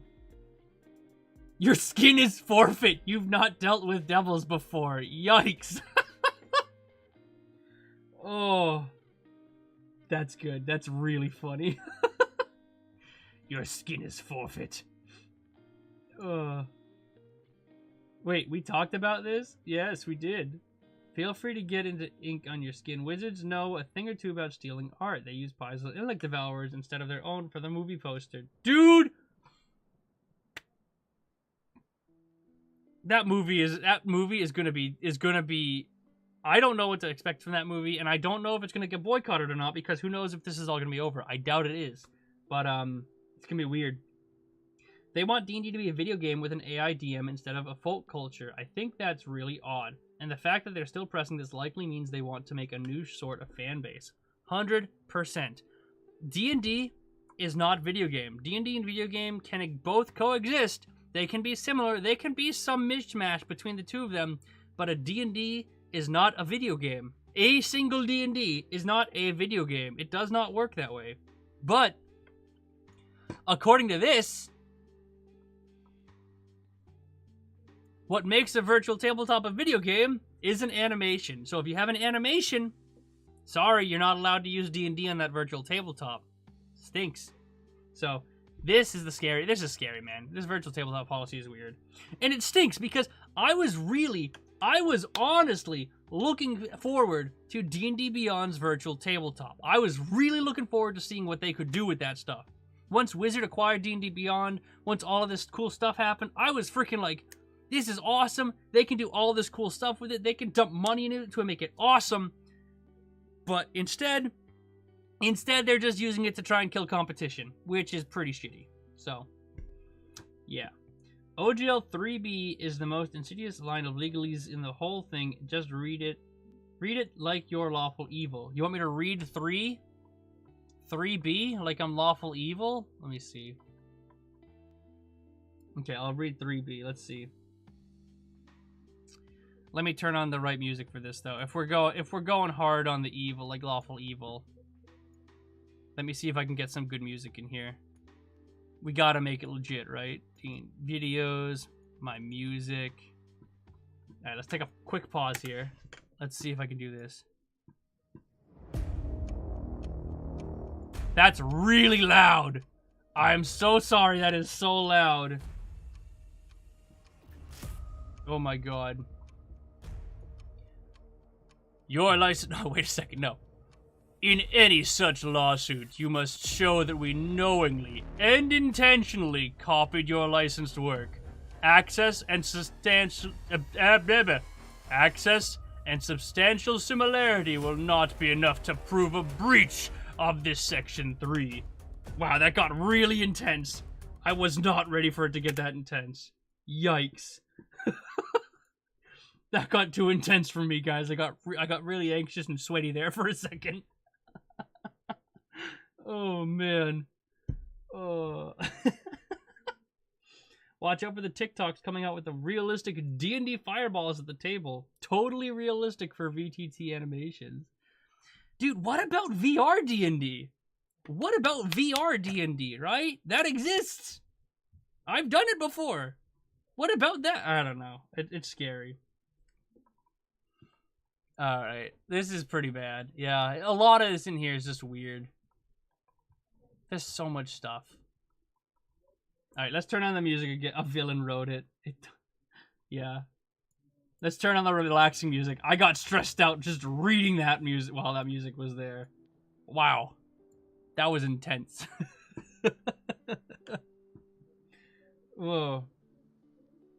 But I'm actually curious about how they think they can do this. That's the thing, Levi, right? Levi, I apologize. Tell me which one you prefer in the chat, Levi or Levi. But I don't understand it either. I don't understand that either. I really don't. And the big problem that I see with this is that like 90% of the community, 95, 99 even, don't understand. The misinformation and the lack thereof clarification from anyone is why it's so scary. Because no one truly knows if they can, if they can't. It's just very spooky. And if you do know if they can or they can't, no one inherently believes you because 99% of this information going around is they can or they can't. It's all contradicting. So even if you truly know if they can or can't, doesn't matter because it's all mixed signals with everything else going on. So wizards can copy your content as long as they change the wording a bit. So they can claim it wasn't intentional and then claim your wording is hateful, so you have to take it down. And that's why it's scary, Great Fox, is because they determine if it's hateful, which means if they just don't like you, they can take it down. They can then steal it and say, you know what? No, you're wrong. You can't prove it without a shadow of a doubt. So bada bing, you're out of here. Hateful. We're going to take your content now. Thank you very much. There's a lot to it. There's a lot of scary stuff in it, and it's just not healthy. But yeah. At least Dungeon Full Dive is going to be alpha or beta tomorrow. Dungeon Full Dive. That sounds really familiar. Why don't I remember that? I have to look that up. I feel like that's really important, and I totally missed it. Levi. Got it. Understood. All of this smells like stall tactic. I think it blew up in their face more than expected, and I think that they're hoping we forget. They're just waiting for something else. Well, I mean, yeah, I agree. I think they're waiting and hoping that we forget. According to D&D Shorts leaks, they're hoping we forget. It's not going to go away. And that's why they put this in here. Please provide feedback via a survey, a private survey. Don't give them feedback in the survey, but you better be damn sure you want to put that feedback right back on Twitter as well in public view. You don't want people to forget about this because as soon as our community forgets about this, they won. 100%. All of this, yeah. That's exactly the point of 3B. It's the same, we're going to steal your crap and you can't do anything about it, just buried behind an ambiguous line. That's how I interpreted it, but again, I'm not a legal, I don't do law, I don't know, I'm interpreting it as a uneducated poor man. And you can't sue to stop them to get them back. Yeah, I mean, that's straight up in there. Well, it's a tiny VR virtual tabletop. Oh, it's a virtual tabletop. It's a VR VTT. Awesome. I didn't know that. At this point, should just boycott D&D 60 unless they release it under the Orc license. Yeah, let's be real, Great Fox. That's never gonna happen.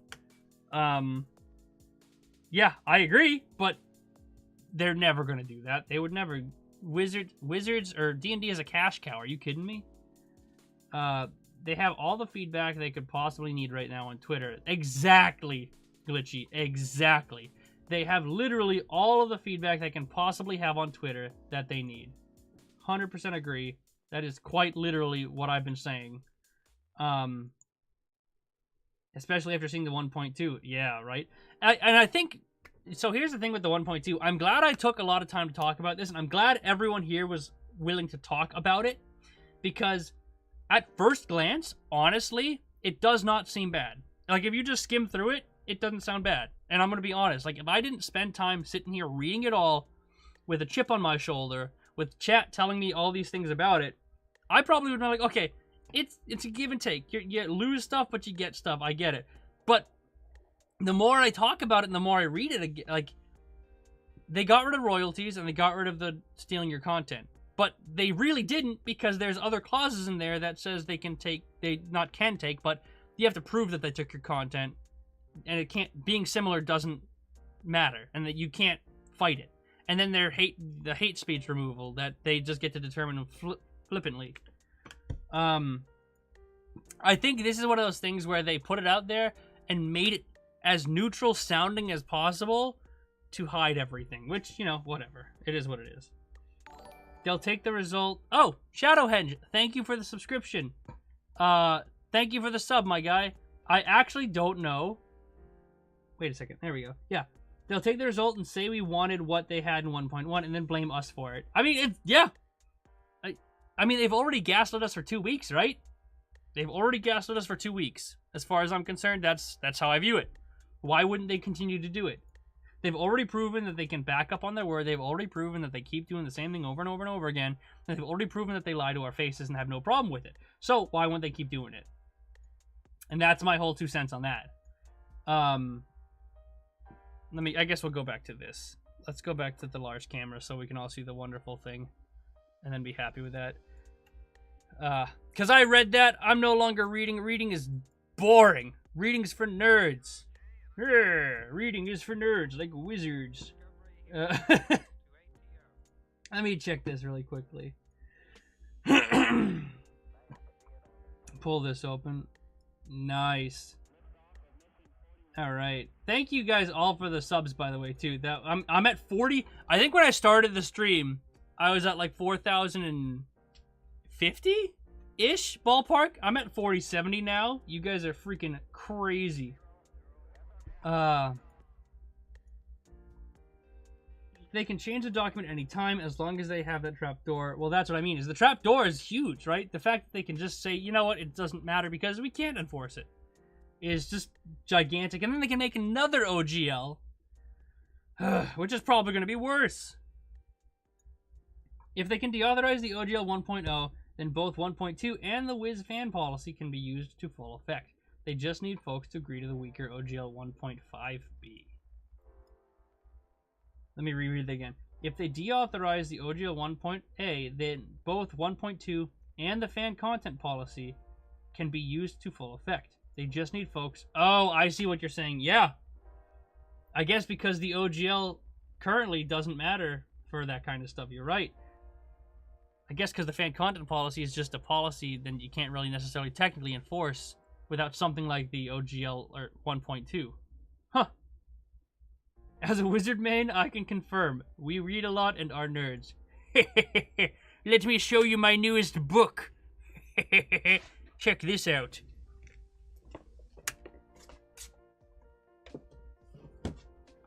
Alright. Here we go.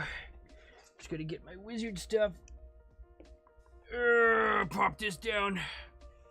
We now have my newest book I've been reading because I'm a big nerd. Hey. This has been on my shelf. This has been on my bookshelf collecting dust for 2 years, baby. And I'm breaking it out either this weekend or next week. and I'm super excited for that. So, and now with the huge influx of members, my plan to run the Pathfinder out of box, beginner box for members, could become a reality. Woo! I can't wait. Lee, you have fan art in the Discord? I am very scared to look. Anyone that can create fan art that quickly, I am incredibly scared to look. Alright, let me see. Where is it? Discord. General? That's... Oh my god. Guys, the chat in Discord is crazy. I try to... Oh boy. What is this? That's really cool. Okay. Greg, here, feel free to use thank you. Oh my goodness. A beholder angry at the OGL?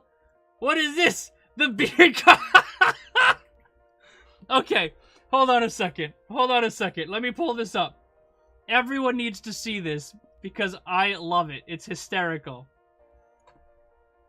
I'm gonna save that in my D&D videos folder. Hold on 1 minute, everybody.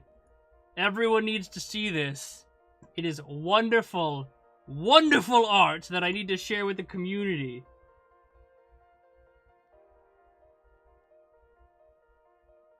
I'm altering the deal. Pray I don't alter it any further. Yeah. Is our next campaign going to be Pathfinder? I don't know. I have no idea yet. But let me pull up this picture first, and then yeah. All right, let's see, Gregory. Let's see it. Let's take a look at his art. Their art. Where did it go? Where did the art go? Did I lose? Oh, jeez. Come on. I just saved it. Where did it go? Here it is. Okay. Okay, we move you here. I will then pop you here. Can I just drag it and drop it into Streamlabs? I can drag it and drop it. Okay, everybody. Tell me if you see an uncanny resemblance.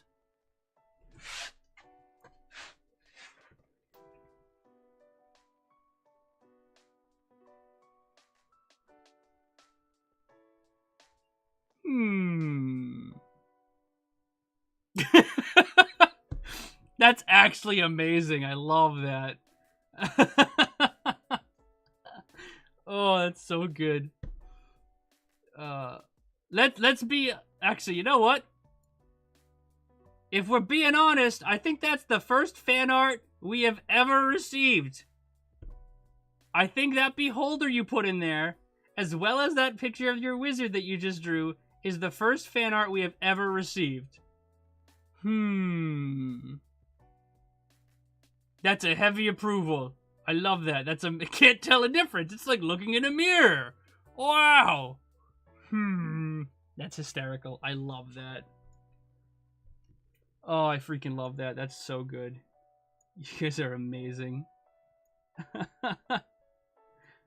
The beholder is amazing. Yeah, I mean, the fact that you pulled that out so quickly is just crazy. And I'll do this too. I'll show people here too. Save that right back there, and I will do the exact same thing I just did.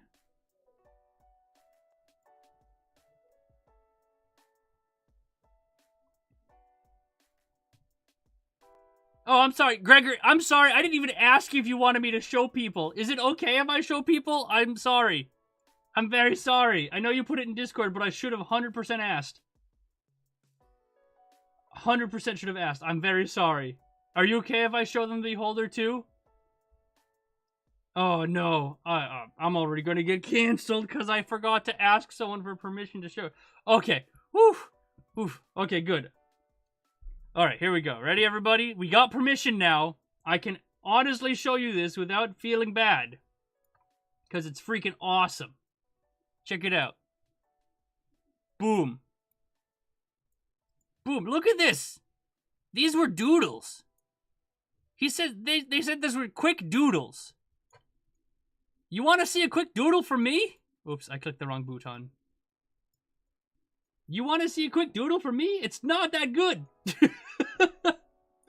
Oh no, Rule 30. Stop, Beard. Beard Monster, you need to end it. Rid that right now. Back that train up. We're not going there. Oh my goodness.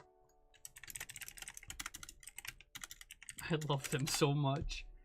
Man. Alright. Yeah, Gregory, that's amazing. Do you have a Twitter or something you put that stuff on we can put in chat for you guys? So we can give a nice old follow to our good friend Gregory with the first ever fan art we've ever created. You guys have ever created? That's fantastic. Back that train up. Back that Stop. Bad Levi. Oh, goodness. Goodness gracious. Bye, Lunya. Don't back the Rule 30. Stop. Okay. All right, guys. Beard's coming off. We're done. We're not doing this. We're getting into dangerous territory. Beard is now off. Ugh. Alrighty. Yikes. Jeez. I'll put the hat back on, but the beard's staying off now. Bad. Bad chat. Oh, God. Alright. Alright, guys. Well, here's the thing. I got 10 minutes left of the stream. I'm gonna end it around 10 minutes or so. 9 o'clock for me. What I'm gonna do is, let's give you guys some, what's gonna happen in the next couple of weeks, weeks, right? I mentioned this earlier, with, Person, earlier, when he was here. A lot of the stuff going forward, we're gonna keep doing D&D content. That's not going to change. That's very important that everyone hears. We're gonna keep doing D&D content, because that's where we started. I love D&D still. Just because Wizards is trying to kill it doesn't mean I don't still love it. Because D&D is about the community, it's about the friends, it's about the fun we have. It's not about some terrible corporation trying to steal all of our money. Levi, I see your message was retracted. I don't know if that was me or if it wasn't me. I'm sorry if it was. I'll try to fix it next time if it was some sort of bot that I had set up. But going forward, we're going to keep making D&D content. I'm also going to pull out other content for other tabletop games. We're going to look at Pathfinder. I want to look at Call of Cthulhu. I want to look at all of these other things. I have an entire checklist, right? I have, like, World of Darkness, Blades in the Dark, Cypher, a lot of other suggestions from people that I should take a look at. So I'm going to keep doing the D&D content. We're going to keep streaming that. We're going to go forward, move into other content stuff. Comedy skits are here to stay. We're going to keep with the comedy. I'm going to keep making stupid skits. Next one's probably going to be the Singular Wizard of the Coast. The Singular Wizard of the Singular Coast. But after that, I have plenty of other things planned. Dungeon Crawl class. Check out Riffs. Riffs. Okay, I will add that to my list. I've not heard of that. Riffs. Dude. All right. So comedy sketches are going to be #1 for me for videos because I have a lot of fun making them. I think they're evergreen, where people, at least the newer ones, are going to be evergreen, where people can always generally relate to them. So they're generally good content to make. Hopefully I'm funny. Hopefully people will enjoy it. I'm going to keep talking about the OGL news as it comes out. But I'm not going to keep focusing hard on it unless there's something big that happens, because I want to move on, make content with stuff that makes me happy and not stuff that makes me anxious. So that's that. Either this weekend or next week, I don't know which yet, it depends on my schedule as well as my work schedule and when it arrives. I bought the Pathfinder Beginner Box module, okay? I am planning on doing an unboxing video of that. And alongside that, I am planning on running that box. I may run that with my friends. I may run that with Kate for our live stream. I might run that with other people to teach them how to do Pathfinder. what I want to do is, because of all of this, is I want to get to that beginner box, read it myself, do an unboxing to be like, okay, this is cool, read through it. Once I become comfortable with it, I would love to run people or players or members, YouTube subscribers, TTRPG community members, whoever. I would love to run like 5 people through it at a time to teach them the basics of Pathfinder. I would love to have like monthly or maybe weekly, bi-weekly, monthly, I don't know, some schedule of streams where I take 5 people and walk them through like character creation and like a basic beginner box stuff. I think that would be super fun. I think that would be super engaging. I think people would love it because I, as a content creator, kind of am forced to learn stuff, whereas other people who are just kind of stuck not being forced want to learn, but they don't know how. And I feel like I have a responsibility to learn and teach people. So that's what I want to do going forward, at least partially. I'm still going to do streams like this, but there's going to be more there's going to be D&D live streams that we do continually on Fridays. There's going to be Pathfinder streams about like the box. There's going to be Pathfinder videos about the box, and hopefully Pathfinder live streams teaching people how to play Pathfinder to some extent, and comedy sketches. So those are the big 3 things that we're doing. Yeah, it's crazy, guys.